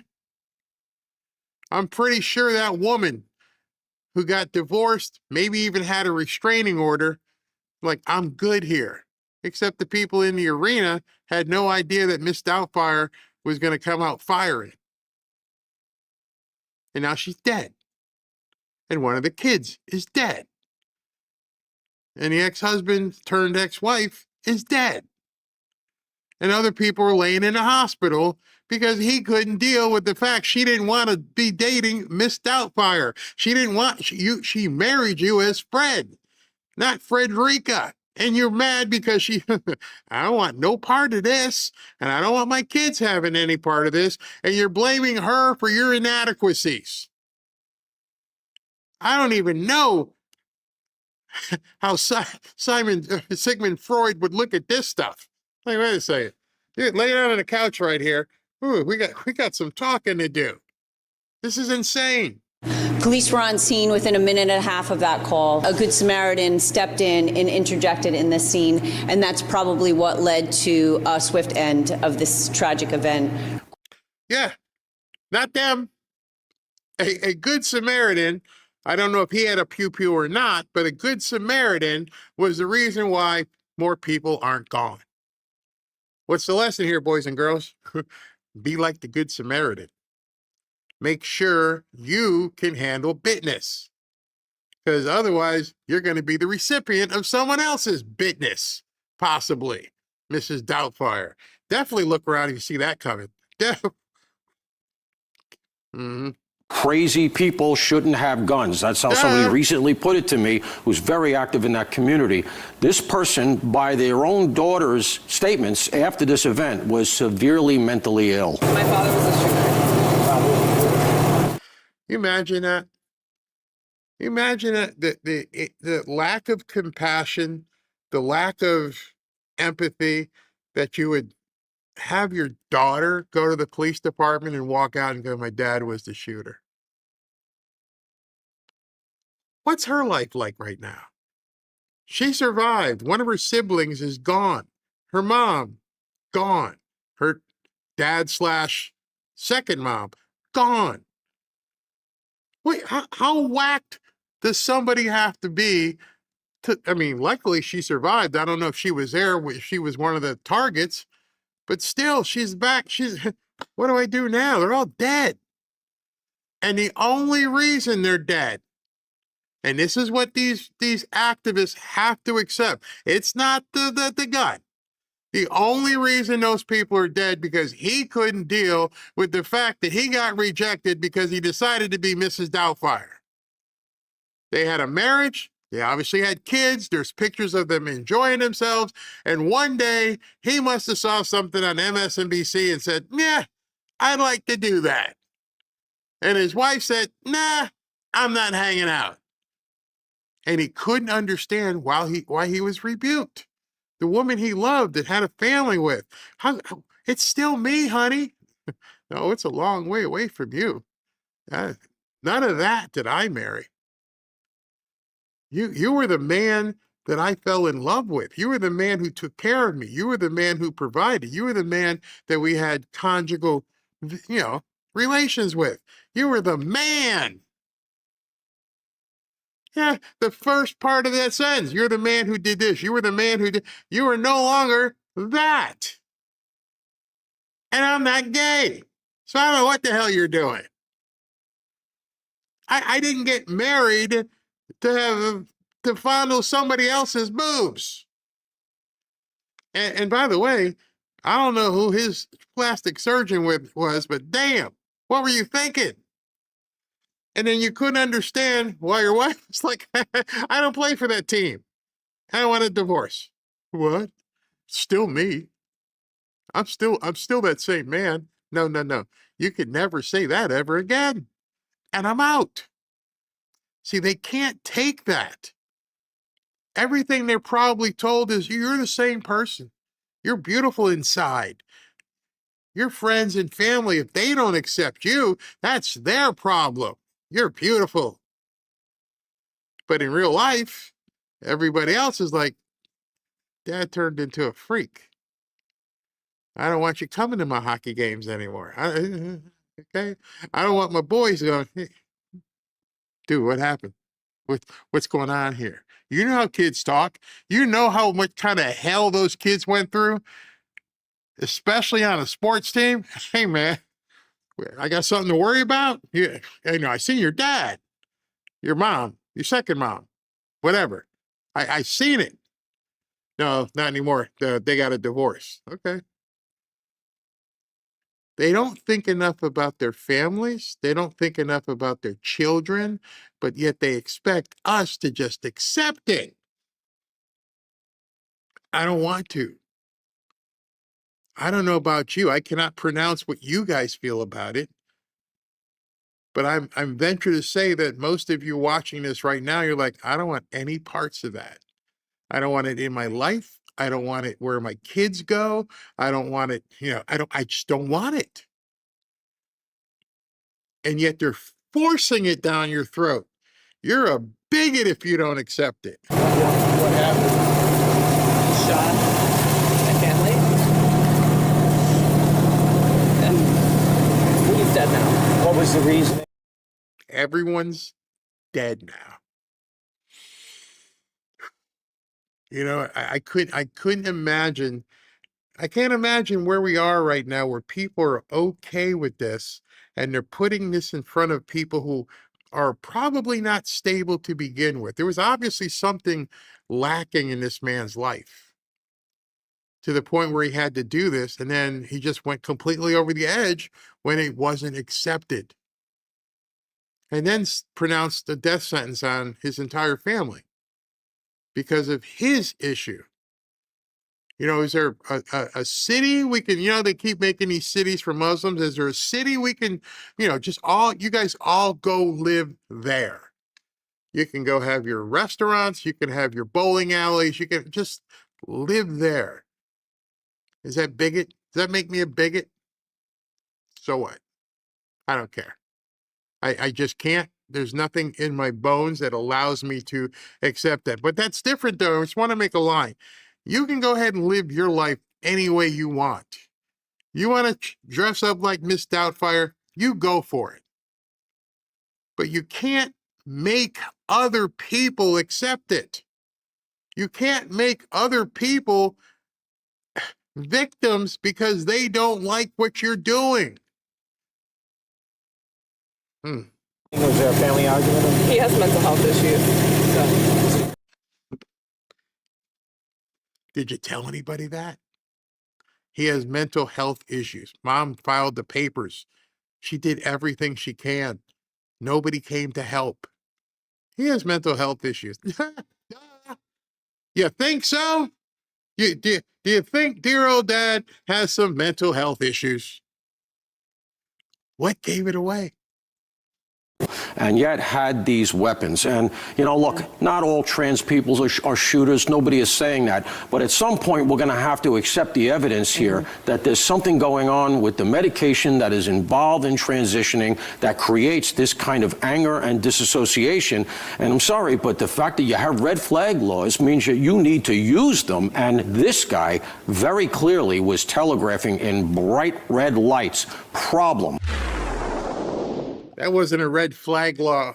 That was that was obviously a whole set of neon blinking lights. Absolutely nuts. And I wasn't even going to mention this, but we just got a comment from Kateri. Kateri, yeah, bad things happen when we try to second guess God. What's really weird about this is that I wasn't going to bring up the religious aspect of it because not everybody believes the same thing. But what Kateri just said is what most of us believe. You cannot change the natural order of things. I can't become a chihuahua. I can't become a tree.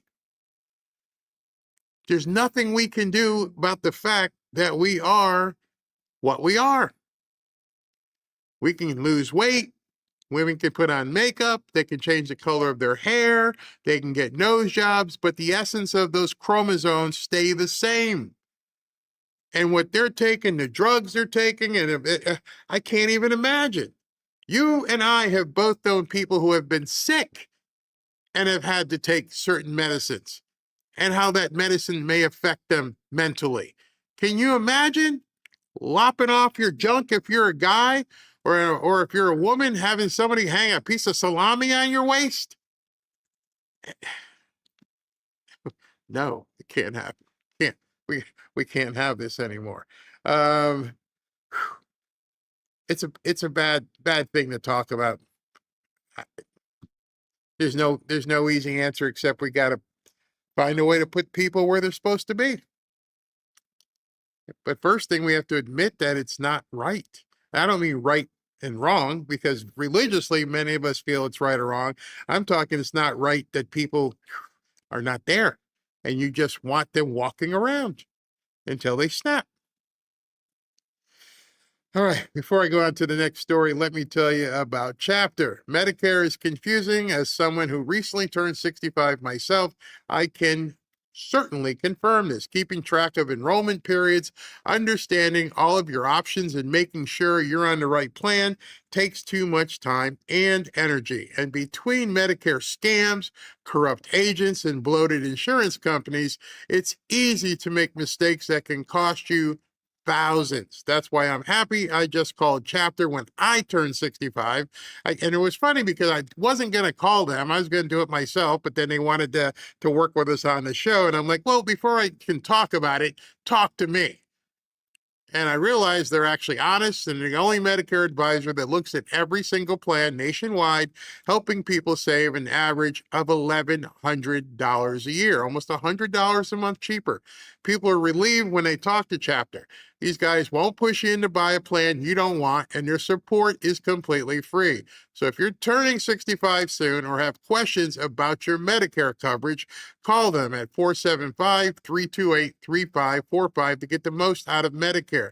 And most people wish they had just called them sooner. Or you can go to the website askchapter.org/Barry to book a one-on-one call with these guys. Go ahead and you feel free to do that. I had a couple posts that I didn't get to that I wanted to show you about that whole issue.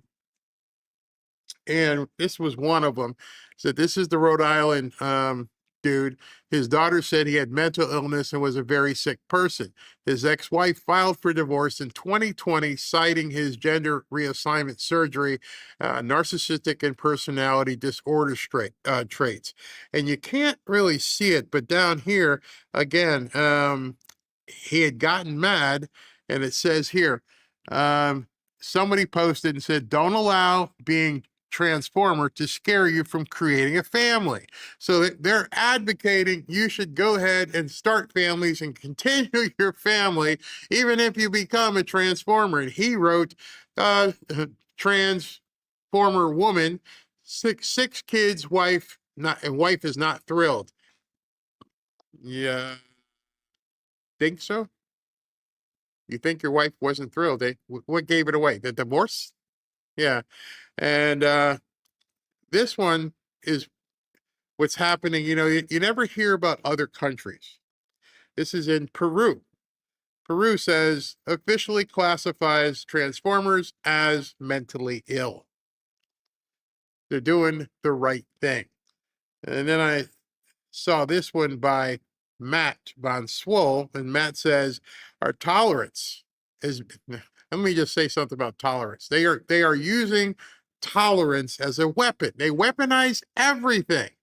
Our tolerance for allowing mentally ill people to walk freely in society as if nothing is wrong is a huge problem. Whether it's Transformers, whether it's Arena's, the guy on the train in North Carolina, it doesn't matter. Our tolerance is getting people taken out. It must end.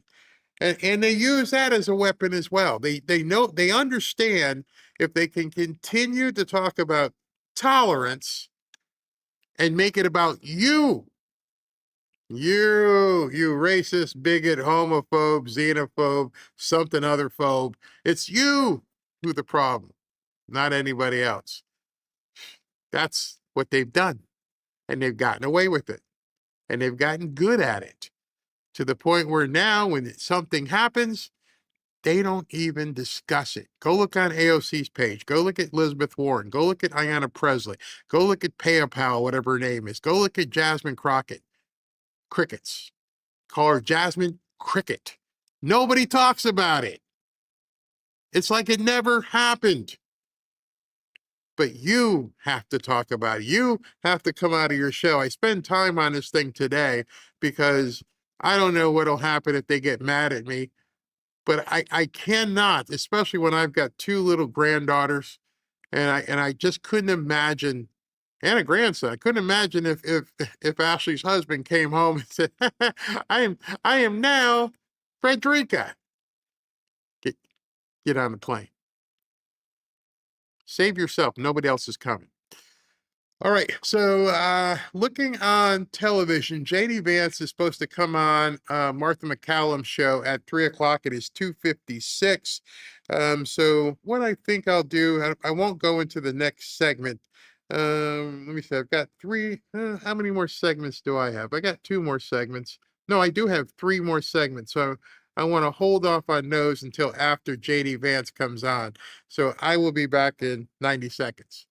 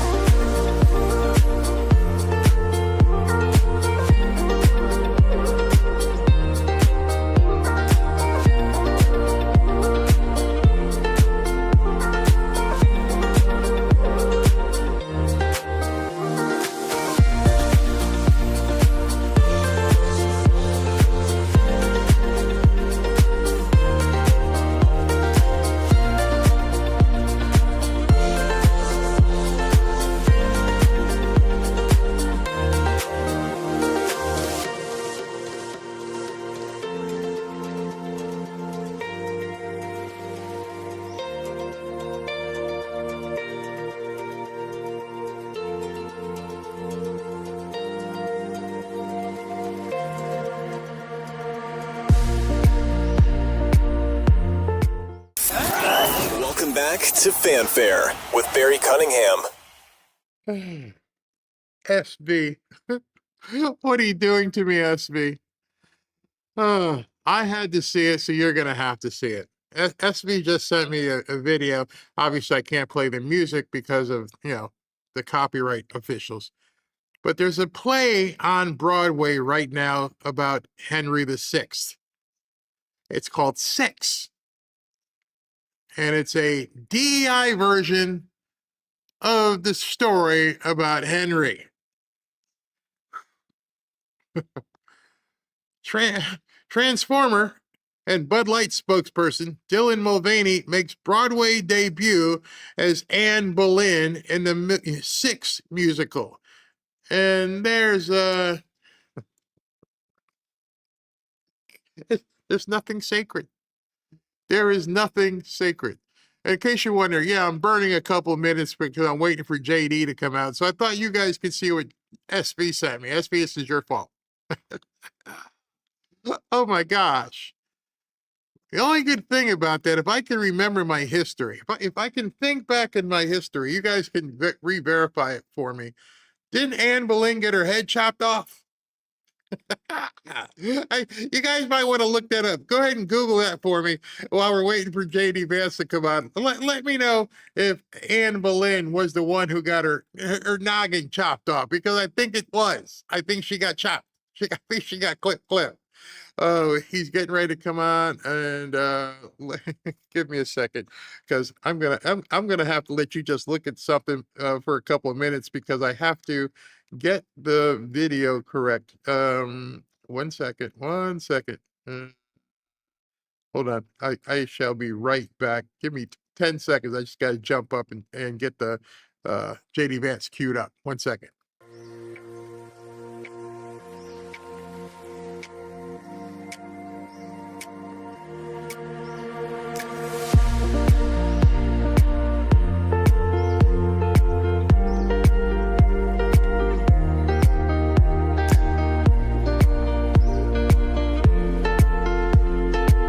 All right, I'm back.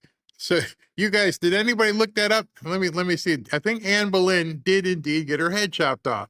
Yes, she did. Okay, thank you. I wonder if they told her about it, about that part, because did he know that the person he was playing was going to get her head chopped off? Thank you, SB, for that as well. It's funny. I do have some history in my head. No, I can't tell a lie. The only reason I know that because Robin has made me watch so many old movies on what TMC, whatever it is, the old movie channel, and I knew it. I can't believe that sunk in my mind. She's going to be so proud of me. She's going to say, "You remembered that?" I'm like, "Yeah, somehow I remembered that Anne Boleyn got her noggin lopped off." All right, so those of you who don't want to see something dirty and nasty, yeah, while we're waiting for JD Vance to come up, you might have to look the other way on this one. You know what I'll do? I'll show the text, and then for those of you who want to see the video, okay, look away, run away. New York City residents are furious as giant snow piles melt, revealing streets filled with poop. I've lived in this city my whole life, and I ain't seen no crap like this. Mondami is giving Newsom a run for his money. I can't do it. I can't show it to y'all. I would love to, but it would probably gross most of you out. As this person is making a video and walking, and as they're walking, there's just poop everywhere. You can't, when I say everywhere, not, you can't go more than 13 inches without stepping into a pile of poop now that the snow has melted, which you have to wonder what was in the snow, and it doesn't look like doggy poop. Great job, Mr. Mayor. Great job, Mr. Mayor. Oh, gosh. Oh, gosh. Oh, that is absolutely disgusting. I can't even believe I had to look at that. What else did he do? Okay. Oh, let me download this real quick because you guys might want to see that. He's about to screw New York like the other chick did with Virginia. He's giving. I don't know how he can do it, but he's giving Kathy Hochul an ultimatum. Let me download this real quick. JD Vance is up in next minute or so. Okay, hold on. You got to hear Mondami today. It wasn't bad enough last night where he said he was going to tax everybody on their way out the door. Now he also wants to tax the people who are staying. And if you stay, you're going to end up having to pay more money for the privilege of living in New York City. Let's listen in. I know that for those who have watched budget after budget, it is tempting to assume that we are engaging in the same dance as our predecessors. Let me assure you, nothing about this is typical. That's why our solution is, I know that for those who have watched budget after budget, it is tempting to assume that we are engaging in the same dance as our predecessors. Let me assure you, nothing about this is typical. That's why our solutions won't be either. There are two paths to bridge this gap. The first is the most sustainable and the fairest path. This is the path of ending the drain on our city and raising taxes on the richest New Yorkers and the most profitable corporations. The onus for resolving this crisis should not be placed on the backs of working and middle-class New Yorkers. If we do not fix this structural imbalance and do not heed the calls of New Yorkers to raise taxes on the wealthy, this crisis will not disappear. It will simply return, year after year, forcing harder and harsher choices each time. And if we do not go down the first path, the city will be forced down a second, more harmful path. Faced with no other choice, the city would have to exercise the only revenue lever fully within our own control. We would have to raise property taxes. We would also be forced to raid our reserves. To balance the budget as required by law, our preliminary budget takes the only path within our control, the second path. The options of the second path are the options of last resort, options that we will only employ if there is no other means of arriving at a balanced budget. Oh, I feel bad for New Yorkers. Oh my gosh, do I feel bad for New Yorkers. Y'all had to have seen it coming between what's going on in Virginia. You tell me, with what you've seen in Virginia and what you see happening in New York City right now, how in the hell are we supposed to lose in November? I would love people to tell me that we're going to lose in November because of the Epstein files, when you can see what life would be like with these nuts. Thank God we have DeSantis down here. I feel so bad for some of these people. Here, have some of this.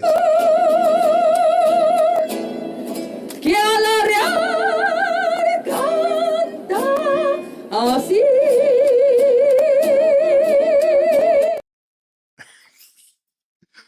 Oh, New York Mondami is going to make people down here in South Florida rich. Say, wait a second, you want to tax my income? Yeah. And then you want to tax my real estate? Yeah. Because you can't come up with any other way of generating revenue because people are abandoning the city. Yes. Last resort, huh? Here's your last resort. You can stick it. How about you just not do all this free shit you're talking about and let us live our lives? Nope. He is willing to destroy either you give us more income taxes, Kathy, or we're just going to raise property taxes to cover it. Well, good luck with that. You probably get sued into oblivion, but any event, who wants to sit around and wait for that nonsense? Socialism doesn't work. Period. You have to be a complete, utter moron to have bought into this. And the poor people of New York are now going to suffer because of it. They've got no way out. No way out. He ain't going to help you get out either. And so one more, I've got more in my show, but I don't want to start and cut and have JD Vance come on. So they're giving me a notice here. He'll be up soon. So I've got another video for us to talk about. John Solomon, he appeared, I believe, on the Dan Bongino show this morning.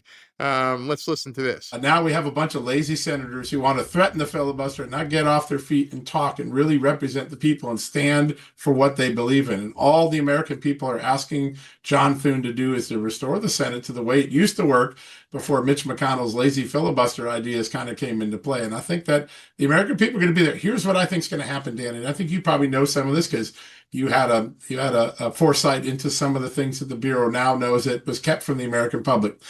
I think Donald Trump is going to change the narrative in America. I think he's going to change some senators' minds, and he's going to do it by revealing some of the things that Chris Wray and that Chris Krebs and other major officials who were in charge of the integrity of our elections and who told us it was a perfect election in 2020.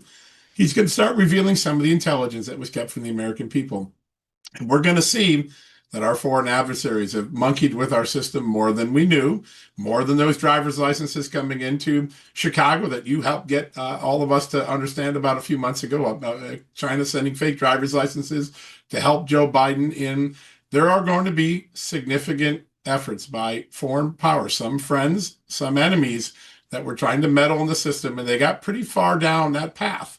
And I think when senators realized their state could have been targeted, when senators realized that the intention of the identities of some of their voters might have been assumed, I think there's going to be a different debate in America. And I think if the president takes the time to educate people and show them that maybe the stories we got from the last leadership weren't true, I think he's going to pick off the votes. And then the American people are going to put some pressure on John Thune, and they're going to surgically implant a stiff back, and he's going to change that filibuster for this particular thing, make it a standing filibuster, make the Democrats talk till they drop, and then we'll get a vote in the summer. But I think there's some big, significant, and very troubling revelations about the vulnerabilities of our elections that the president is about to unveil on the American public. If you have seen my interviews with one of these pollsters, that's it. That's exactly the question I posed. I said, how can you foresee a loss in November when you don't even know what the plan is for next week? And I asked him that, I believe, I don't know, might have been December, or I mean like January. So how can you project anything in your polls? We've never seen a president like this. We've never seen anyone who had this kind of information. We've never seen anyone who's had this kind of information who will use it to his benefit. We have never seen anyone who's willing to let the American people know on his time what he now knows.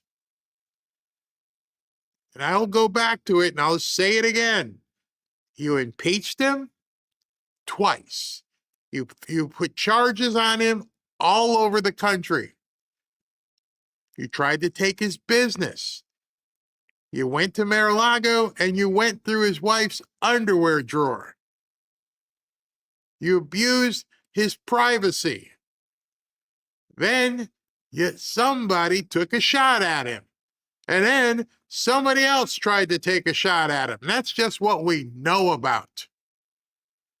And I ask all these panicans, do you really think somebody who's gone through all of that is going to allow them to take power again?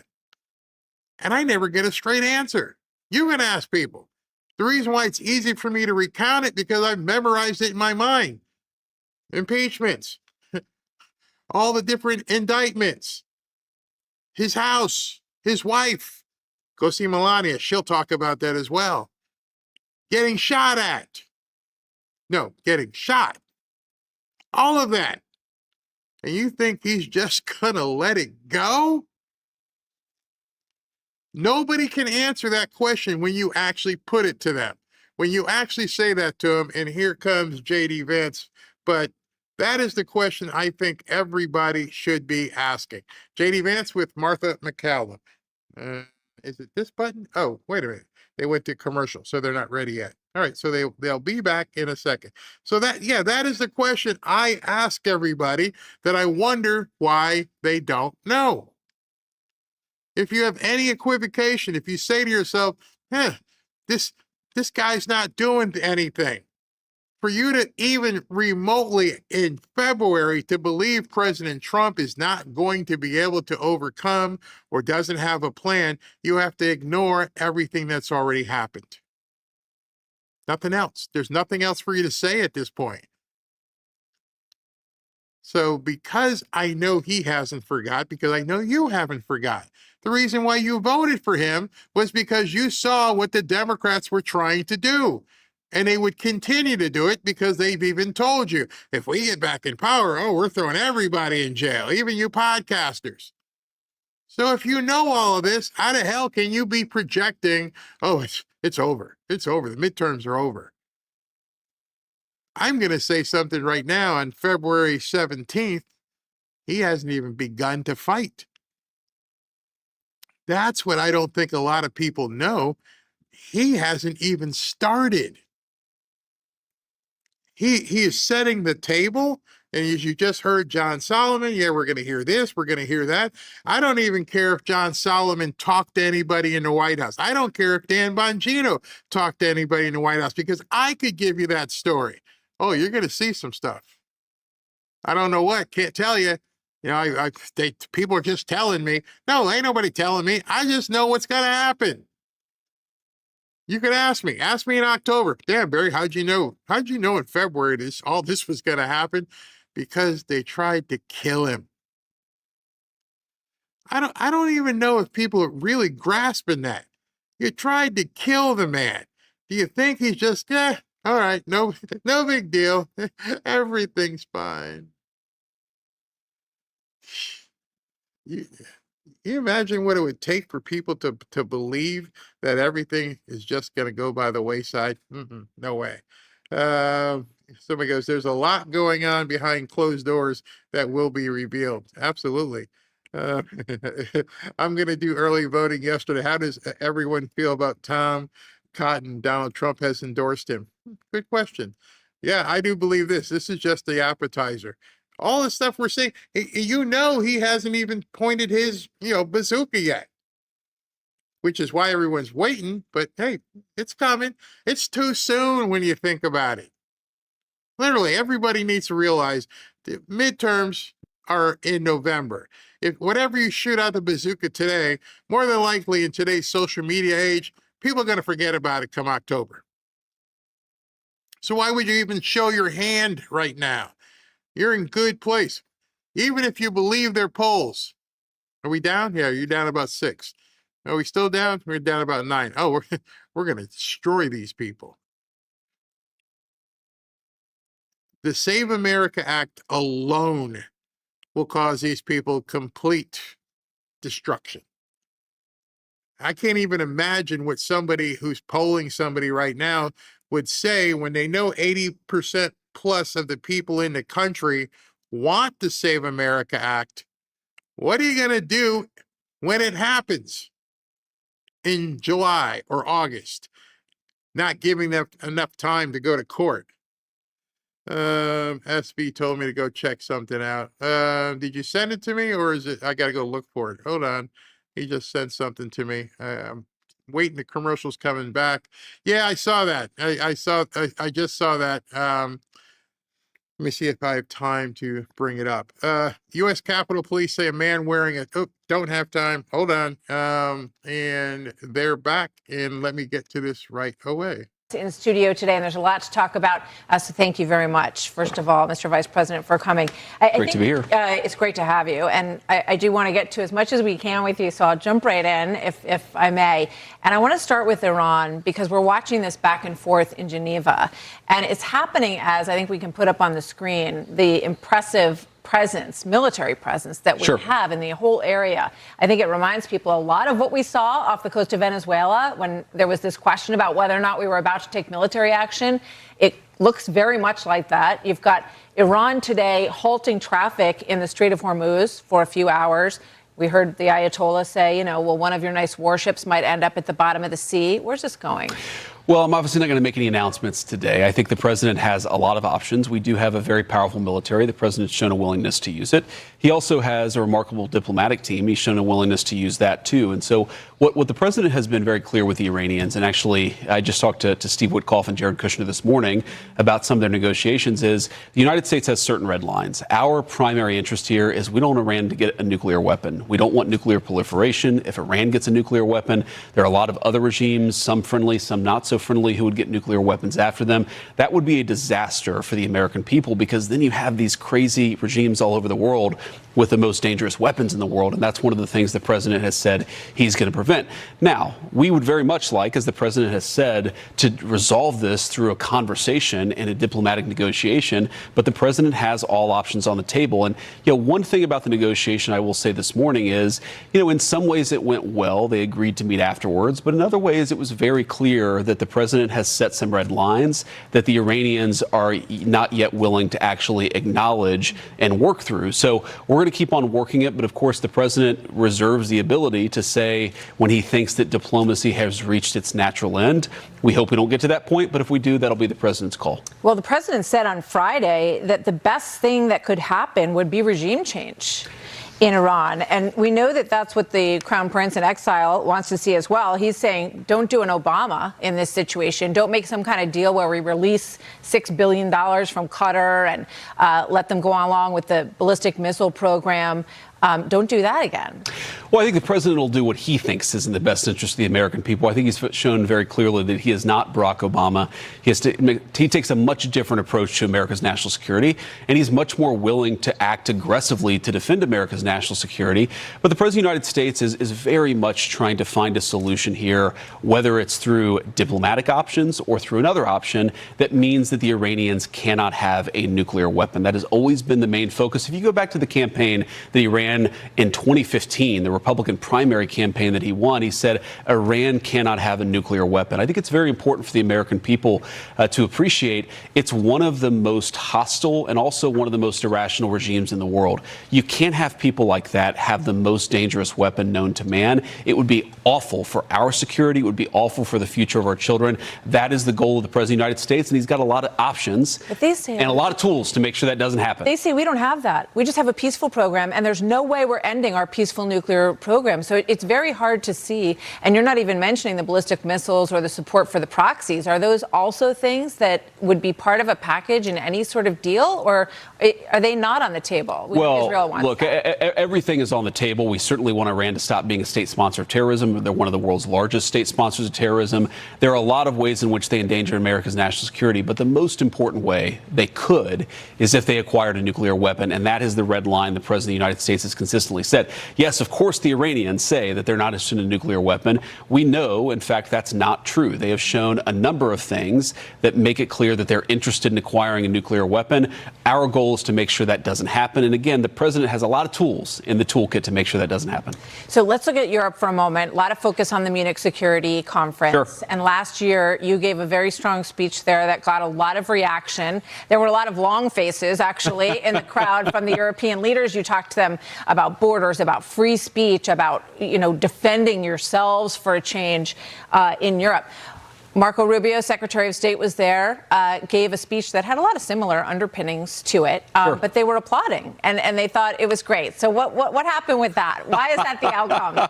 Well, I heard somebody say that I was the bad cop so that Marco could be a good cop. Okay. I mean, he gave a great speech, but he drove home, I think, a very important point that the Europeans have largely forgotten, or at least had largely forgotten over the past year, is that the reason why the president or Marco or me talk about borders, the reason why we talk about them spending more on their own security, the reason that we talk about them more becoming a vibrant economy again, is that we want Europe to thrive and we want Europe to succeed. The problem that we have with Europe is not that we don't like Europe, even though you hear that from the European press. It's not that we don't respect our allies. It's that they are doing a lot of things to sabotage themselves. We would like that to stop. We would like them to be an ally in the true sense of the word.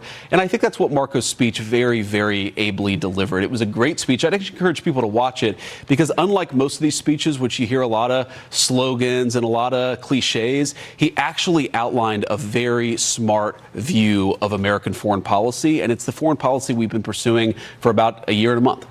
Yeah, I mean, my sense was that they're starting to come around from when you gave that speech, and now they hear Marco Rubio's speech. It almost sounds like they feel that they also want Europe to be what it once was. We'll see if that. I think that's true. Some of them are coming around. Some of them are still, the message is falling on deaf ears. I think it's a mixture, but I do think that we've made a lot of progress. And look, if you just go back to one of the critical things the president said when we came in is we wanted Europe to spend more on its own security. That's definitely happening. Mm-hmm. He also said he wanted Europe to protect its borders more, to actually maintain its civilizational coherence. That's happening a little bit. And he also said that he wanted Europe to take free speech more seriously. And that's also happening a little bit. So we've made a lot of progress, but frankly, we want our European allies to do a lot better. We want them to do better for their own sake, but also because we think they can be better partners in the process. So you've said that Marco Rubio is your closest friend in the cabinet. I know you have a lot of respect for him. Here's the question that always comes up. The president was asked it on the way home on Friday. Watch this. Marco Rubio received really positive reviews in Munich. Is there very good review. Is there a scenario in which you would support him at the top of the ticket in 28? Something I don't have to worry about now. I've got 3 years to go. So it's something I don't have to worry. JD's fantastic and Marco's, they're both fantastic. I think really, and I think Marco did a great job in Munich.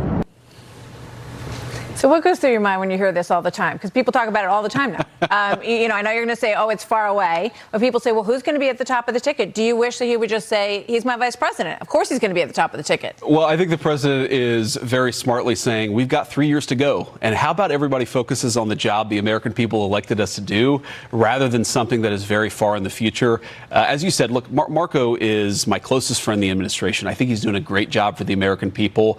But most importantly, we all have to continue doing a good job for the American people, from the president on down. And that's what we're focused on. I think it's so interesting. The media wants to create this conflict where there just isn't any conflict. Marco's doing a great job. I'm trying to do as good of a job as I can. The president's doing a great job. We're going to keep on working together. But surely, as vice president, you'd like to be president. Would I? Well, look, I think, again, I'm going to try to do as good of a job as I can right now. So one of the things that I don't like about this question and this entire perspective is I've been in this job for all of a year. About 6 months ago, a year and 6 months ago, I asked the American people to give me this job that I have right now. Why don't I do as good of a job as I can in this job? We'll worry about the next job sometime in the future. Okay. Here's another person who may want a different job in the future and is definitely doing some reflection on how things went for her in Munich. Watch this. Would and should the U.S. actually commit U.S. troops to defend Taiwan if China were to move? I think that this is such a, I think that this is of course a very long-standing policy of the United States. Martha, you bring me on your show and you show me the most uncomfortable 20 seconds of television I've ever seen. My takeaway from that. What happened there? What do you think? Well, I think it's a person who doesn't know what she actually thinks. And I've seen this way too much in Washington with politicians where they are given lines. And when you ask them to go outside the lines they were given, they completely fall apart because, look, does anybody really believe that AOC has very thoughtful ideas about the global world order or about what the United States should do with our policy in Asia or our policy in Europe? No, this is a person who is mouthing the slogans that somebody else gave her. And it I guess shows no one gave her one for that I one. guess not. And it shows how thin the Democrats' policy actually is on all these very, very important questions. Look, that was embarrassing. If I had given that answer, I would say, you know what? Maybe I ought to go read a book about China and Taiwan before I go out on the world stage again. I hope that Congresswoman Cortez has the same humility. I'm skeptical. All right, we're going to come right back. We'll talk about the midterms and what you're expecting when you look at that race. We'll be right back. It's weird because I had that piece with what's her name, AOC, ready to fire up. And so what's going to happen, we'll come back, we'll finish up this interview with JD Vance, and then we're going to call it a day for the daytime show. Otherwise we'll be here for another hour and a half with all the content I have. So pretty much I can tell you we're going to do a night show tonight. We'll go live at 7 or 7:30. I'll post it, but I've got a bunch of stuff already in the can, ready to go. Second show just about already built. So once they come back, we will definitely, and finish off this interview, we'll then go to there. SV sent me out something else as well because crazy stuff happening. Why don't you guys take a listen to this while the break is on? Absolutely. So just afternoon today, a gentleman parked in the 100 block of Maryland Avenue. I guess there's no sound? Mercedes SUV. He exited the vehicle. He exited the vehicle with a shotgun and began running towards the Capitol up the walkway just behind me. And as he approached the Capitol, Capitol police officers observed this individual, challenged him, and ordered him to drop the weapon and get on the ground, which he did comply with. He was then taken into custody by United States Capitol Police. A couple more questions. Just in terms of the circumstances, did the individual say anything at the time of his arrest, and also how close was he to potentially pulling the trigger? He immediately complied from what we can see right now. I haven't been briefed on any utterances that he made during the arrest. Just to clarify one thing, Chief, the officers who confronted the suspect, did they draw their firearms as well? They did. Were you able to, Jerry, I might have missed a question on this, was there any kind of political motivation on this at all? We are unaware of a motive at this time. Okay. Last question, Chief. About how far did the suspect travel from the parked vehicle to the point of apprehension? If you look right over here by the Botanical Garden, about halfway down, all the way to the Capitol steps. So, several hundred yards. And also clarify, was the gun loaded at the time? It was. So the sound was low depending on how you're listening to it. I heard it on my speakers. It was low on headphones, but a man with a gun decided he wanted to charge the Capitol. So crazy stuff going on. Something else I can show you. Don't want to get too in trouble with this one. More Transformer problems. Father in Torrance, California received a call from his frightened daughter claiming that someone was trying to break into the house. When he arrived, he discovered another Mrs. Doubtfire trying to enter his home. You imagine your daughter's at home and she calls and says, "Hey, Dad, Mom, yeah, there's somebody trying to crawl in the window." Who is it? I don't know. It's one of those Mrs. Doubtfire people trying to climb in through the window. And then let me follow that up while we're waiting for the commercial to end, because this thing is never going to end. Somebody's going to just have to take care of business themselves. But Obama-appointed judge Paula Zinnis blocks ICE from redetaining Kilmar despite his MS-13 gang ties and criminal history. He is free to remain in the U.S. illegally. They won't allow him to leave. Absolutely insane. Poll. This shows congressional vote preference. This was at the end of January, so just a few weeks ago. Of all voters, Democratic candidate preference at 52, GOP candidate at 46. we've got a long way to go, but obviously that number would not be good for the majority. That would not be good. I will say, as much as we love Fox News, we always think Fox News has the worst polling. Me and the president agree on that. I'm sorry. I can show you other ones that are very similar, but since they're ours, I show ours. But here's the fundamental issue in the midterms, and I think we're going to make this argument to the American people, and the American people are obviously, they're going to be the ones who make this decision, is look, if you go back to the Biden administration, the average American lost about $3,000 in take-home pay during the 4 years that Democrats were in charge. In the first year of the Trump administration, average Americans have gained about $1,200. Now, there's kind of a good news, bad news dynamic there. If you're looking at it from the perspective of the last year, Americans have done better. If you're looking at it from the perspective of the Biden administration, we're still digging out of the hole the Democrats put us in. And I think that the question we're going to put to the American people is, do you want to give the government back over to the people who frankly burned down the house and made most Americans much less wealthy and much less safe? Or do you want to double down on the president's leadership, which has helped us recover from some of the problems caused by Joe Biden, and then has built a lot on top of it? Because so much of what we've done over the last year are things that are going to pay long-term dividends for the American people. $18 trillion of new investment. That's factories being built. That's wages going up. A 20% reduction in murder rate. We've obviously secured the border, and we've got a lot of criminals out of this country in the process. So there's a lot to run on. There's a lot to talk about. But Martha, there's still so much to do. And I think it's up to us. It's up to me. It's up to the president. It's up to the entire team to make the argument to the American people that we've made your life better. And if you give us another couple of years of Republican governance, we can keep on building upon that record. So your family is expanding. You're going to have a new child. We are. Congratulations. Thank you. In July. A lot of young families are having trouble buying a house. Of course. And I'm wondering if in the State of the Union, not to get ahead of the president's speech next week, but will we hear any sort of hard, incentives, a tax incentive, a program where if you're going to buy your first house, we're going to make your taxes lower? Anything along those lines? Will we get that? Well, the president's actually articulated a number of ways to make housing more affordable, especially for young Americans who want to start a family, want to raise that family in a house that they own. I think that's a critical part of the American dream.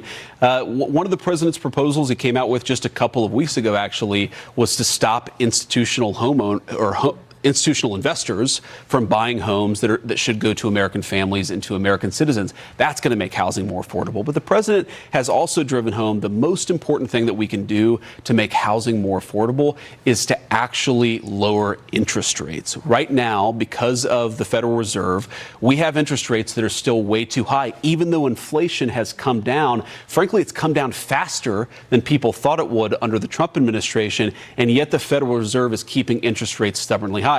That means if you go and apply for a mortgage, you're paying much more for that mortgage than you should. So we're going to make it easier to build and create homes. We're going to make it easier for Americans rather than Wall Street to buy those homes. But we also need to get interest rates lower. That's a critical part of the president's agenda. What do you say to people who say, well, I'm not sure I should have a third or a fourth child because it's too expensive?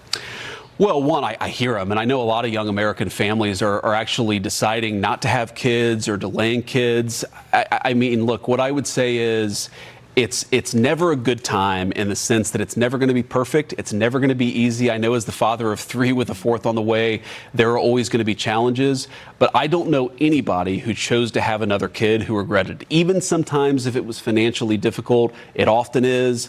I think babies are a good thing, and I think if we have more of them in this country, the country will be much better. Well, thanks for doing your part. We're doing our part. Thanks for doing your part. And the second lady. So on immigration, can you describe how it's going to look different now after the Minnesota surge? And is Tom Homan now leading this immigration push to try to remove more people who are here illegally? Well, Tom Homan's always been a critical part of what we've done at the border and when it comes to immigration enforcement. What we've consistently said is that we want to deport violent criminals, people who came in under the Biden administration illegally, and get them out of our country so that Americans' wages can go up, so that American streets can be safer. Tom's been an important part of that, but of course, Kristi Noem's been an important part of that. Our DHS Secretary, Stephen Miller, at the White House has been an important part of that. Here's the thing, Martha, where you've had cooperation between the state, the local, and the federal government, whether it's a blue city like Memphis or a red city in a small town in the middle of Ohio, you have great cooperation and you don't have the chaos. We're able to get illegal aliens out of our country, and we're able to do it in an orderly way. Where you have Democrats refusing to cooperate, places like Minneapolis, places like Los Angeles, the entire immigration enforcement thing, it becomes more chaotic. It becomes harder to get the worst people out of our country. It's a nightmare for the American people, but unfortunately, the Democrats, at least some of them, some elected Democrats, are so committed to the idea that you shouldn't be able to deport anybody that they're willing to put at risk the lives of local police, the lives of federal law enforcement to ensure that it's as hard as possible to enforce the border. We're going to keep on enforcing the border despite that, but man, it would be great to have a little bit more help from the local officials. That the president didn't like the videos that he was seeing in Minnesota. I don't think any of us liked the videos. So are we not going to see that kind of surge in Los Angeles or New York, the other places that you mentioned? Well, Martha, none of us like those videos. That's in fact, the point is we don't want immigration enforcement to be chaotic. In 99% of cases, you have a federal law enforcement officer. They show up at a jail or they show up somewhere else. They identify a person who needs to be deported, and they get him out of our country. That's how it should work. Where you have that chaos in Los Angeles and Minneapolis, it's because the local authorities are so committed to an open border that they want to put law enforcement at risk. We're not going to surrender to that. We're not going to submit to that. We're going to be deliberate. We're going to be smart. We're going to try to prevent these chaotic scenes that, of course, the Democrats use to political advantage. But we're going to keep on enforcing the border, Martha. That's the mandate the American people gave us. So I want to ask you something about AI. I haven't heard you talk about this in recent interviews. Sure. And a couple of models came out that were a little scary this week. And even the head of Anthropic, who is usually pretty optimistic about how he sees it, doesn't see it as dangerous or scary, had this to say about these new models. Watch this. Look, these, you can't just give instruction. I mean, we try, but you can't just, have these things do exactly what you want to do. They're more like growing a biological organism. But there is a science of how to control them. Like early in our training, these things are often unpredictable, and then we shape them. We address problems one by one. So he said that in some cases these models were deceptive, that they were able to produce blackmail and scheme against the user. These are raising a lot of questions, and I'm wondering, one piece this week said this is going to be like COVID, that we didn't see the early tea leaves and realize how bad it was. Is this the responsibility of the federal government, of the White House, to be out in front on this? And are you at all concerned that you're going to look back on this and say, we should have done more? Well, we have some of the smartest people working in AI in the world who are advising the White House, some of them are actually working in the White House. The one thing I disagree with the clip that you showed is the CEO of Anthropic saying we have no control over this. I don't think that's entirely right. I think that the people who are developing these models, the people who own these companies, they do have certain control over it. They would like to deflect from that a little bit. But yeah, do I worry about AI? I worry about a number of things, Martha. I worry about companies using artificial intelligence to surveil Americans. I worry about invasions of privacy. I worry a lot about political bias. If you go back to 2020, 2021, Google search was so biased in a left-wing direction that I think it actually changed America's political system. I don't want that to happen with artificial intelligence. So there are a lot of things we are worried about. There are a lot of things that we're focused on at the White House. But right now, we think that the technology is developing in a way where we can create a lot of good prosperity for the American people. And right now, the White House is on top of it. But yes, we're going to stay on top of it. Should the states regulate this, or should it come from the federal government? What do you think? Well, look, I think fundamentally you're going to have one standard because these companies are so complicated, and what's happening in California affects what happens in Ohio and vice versa. I think that eventually you're going to have some standard applied, whether it's a federal standard or whether it's one state standard dominating. I think, frankly, the worst possible outcome would be to have far left California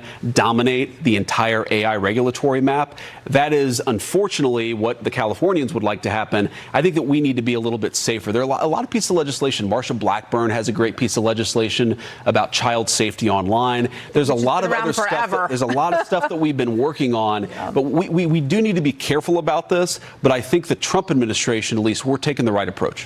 Okay. I know you have to go, but this is a very quick one. Eileen Gu is skiing for China. You were at the Olympics, at the Open. Ennis Cantor has said she's a traitor. Some people have said that this is a treasonous to ski for China and to overlook Jimmy Lai and the Uyghurs and pretend like those things aren't problems is a huge problem. What do you think her status should be? Should it be changed? Well, look, I'm not gonna. I have no idea what her status should be. I think that's ultimately up to the Olympics Committee. I won't pretend to wade into that. I certainly think that somebody who grew up in the United States of America, who benefited from our education system, from the freedoms and liberties that make this country a great place, I would hope that they want to compete with the United States of America. So I'm going to root for American athletes, and I think part of that is people who identify themselves as Americans. That's who I'm rooting for this Olympics. I'm with you on that one. Thank you very Martha. much, Vice President J.D. Vance. Great to see you. Thank you for coming. We'll see you Absolutely. soon. Take See you care. at the State of the Union. All right, we'll be right. All right. I hope I see him at the State of the Union. That's what we're going to be working on as soon as I get off the air here. See if we can't nail down our trip there as well. Just want to, before we go, I'm going to, like I said, I'm going to go live probably 7:30 after I have dinner and spend some time with Robin and review some stuff with real estate. But boy, do I have some breaking news for you. Boy, do I have some breaking news that broke while J.D. Vance was talking. Breaking news into the Fanfare newsfeed. All right, so what do we have here? We have this from President Trump. Our massive trade deal with Japan has just launched. SB, thanks for sending this over.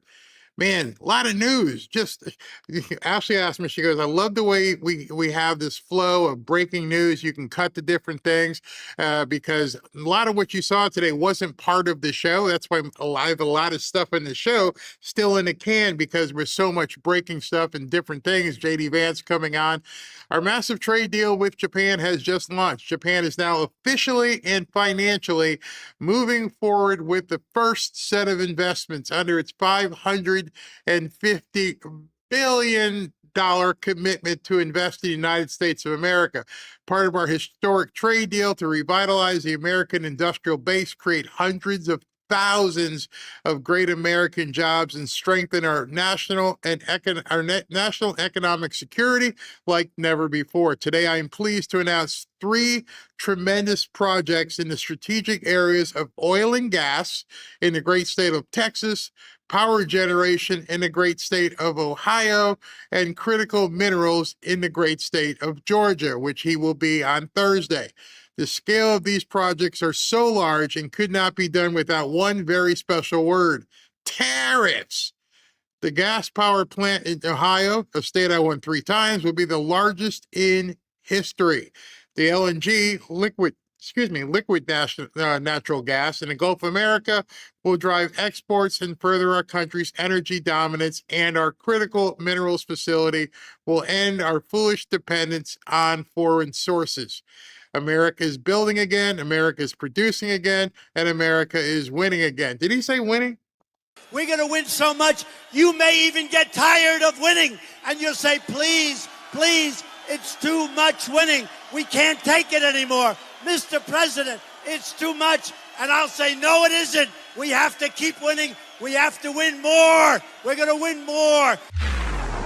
Yes, he did indeed say winning again. Let's finish this off.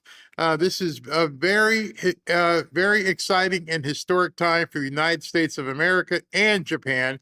Congratulations to all. Thank you for your attention to this matter. Now, I've been on this show since 1 o'clock. We're approaching our nearly 3rd hour of doing this, and I didn't know this was going to happen. It just dropped at 3:21 p.m. How the hell can any of the panicans, black pillars, fraud pollsters know what's going to happen in November when they had no idea this was going to happen?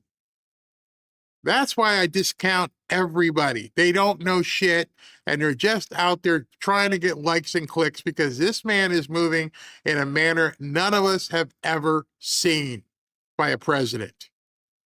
It's 3:21. Yeah, we're going to do all this $500 billion here. Here's first 3 things. Bam, bam, bam. Hundreds, thousands of jobs. Boom. What do you got to say about it? What are you going to say, Wall Street? What are you going to say, panicans? Black pillars, Democrats, oh, Epstein. That's all they got. How are we gonna basically put a nation at risk for these Democrats who AOC overseas vomiting on herself. Donnie up there going, we can't make anything work. We don't have any money. We're going to tax everybody. We're going to do this. They got nothing. Everybody on the right should be going, yes, this is what we thought was going to happen. We hear JD Vance, we hear JD Vance talking about prosperity. I'm like, how can it be bad? How people don't understand. We got some stuff happening that's so good that people can't even comprehend it at this point. Can't even get it. Gas is going down to 150 in the next 6 months unless the inflation is down. It's crazy. I mean, it is absolutely crazy. The Zapian goes winning. And I think to myself, do people not know this stuff? Maybe that's the answer. Maybe there's so many people caught in the death loop of just watching this doom and gloom from these certain people. I'm going to show you somebody tonight that I never thought I'd see doom and gloom from. And like, dude, it can't be that bad. What's wrong with you? Crazy. I pay $277 in Connecticut, which is wow. My husband said he loves the loves the don't know shit. They don't. Okay, I mean, think about it. If you guys just think about it yourself. You've been watching today. I don't know when you came in, but I didn't know. I didn't have that in my content. I did not know that was going to happen. So how could anybody possibly be measuring this stuff when they don't know tomorrow what it's going to be? It's crazy. Hey, Maximus, hope you're staying safe out there. Maximus says, Barry, yes, Trump's accomplishments is scaring the crap out of them. So all they can do is deflect. You know, he's racist, he's homophobic, he's xenophobic, and Epstein.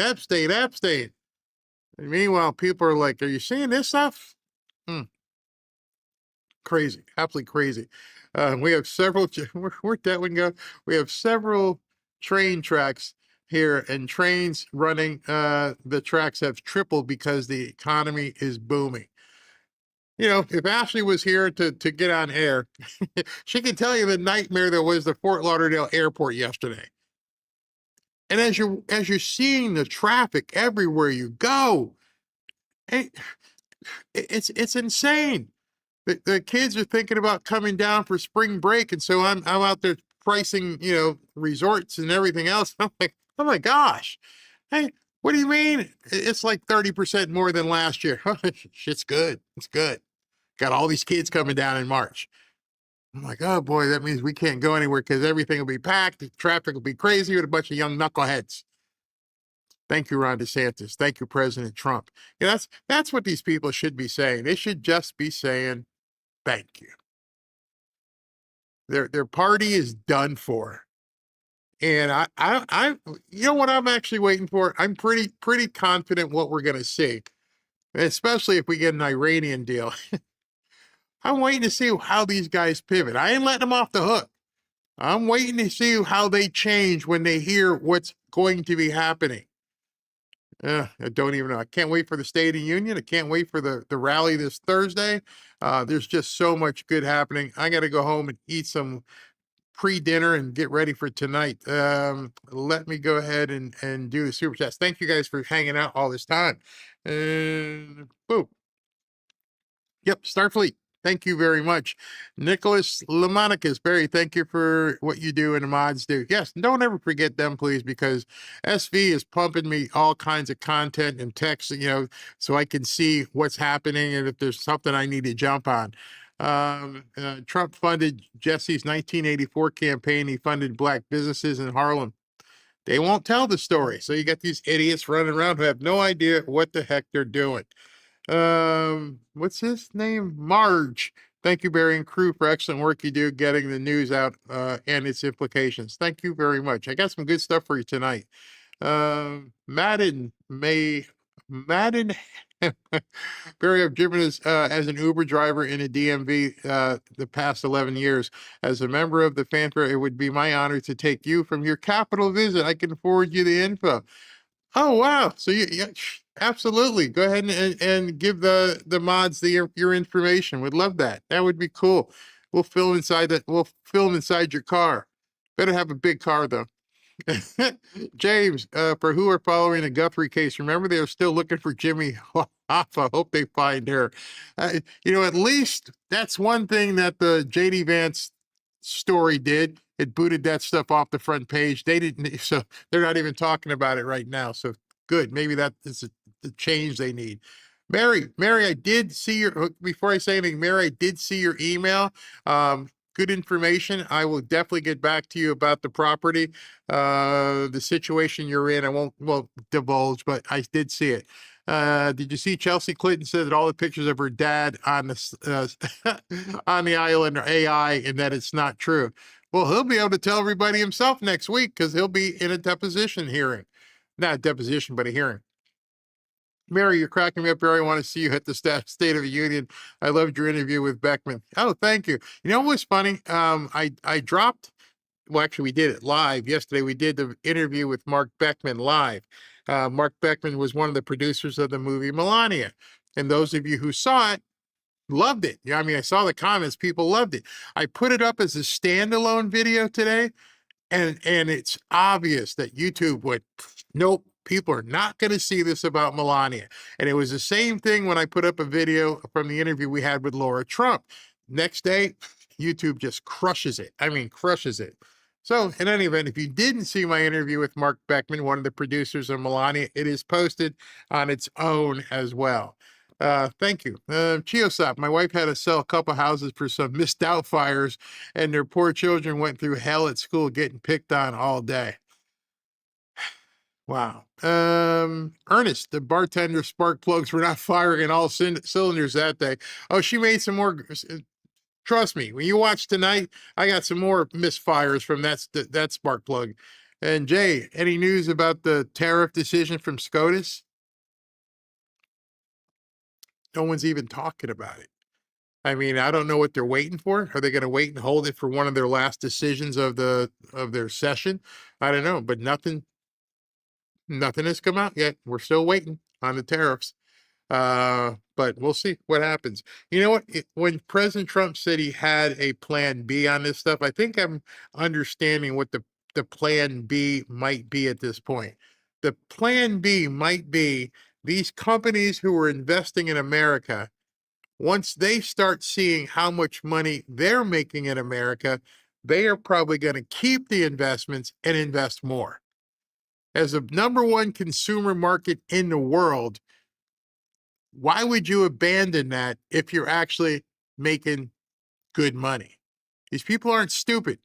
They may have some political leanings, but they're not stupid. And I think that might be the ace in the hole, is that they will just keep the money here and reinvest. If you're making that kind of money, why not? Who knows?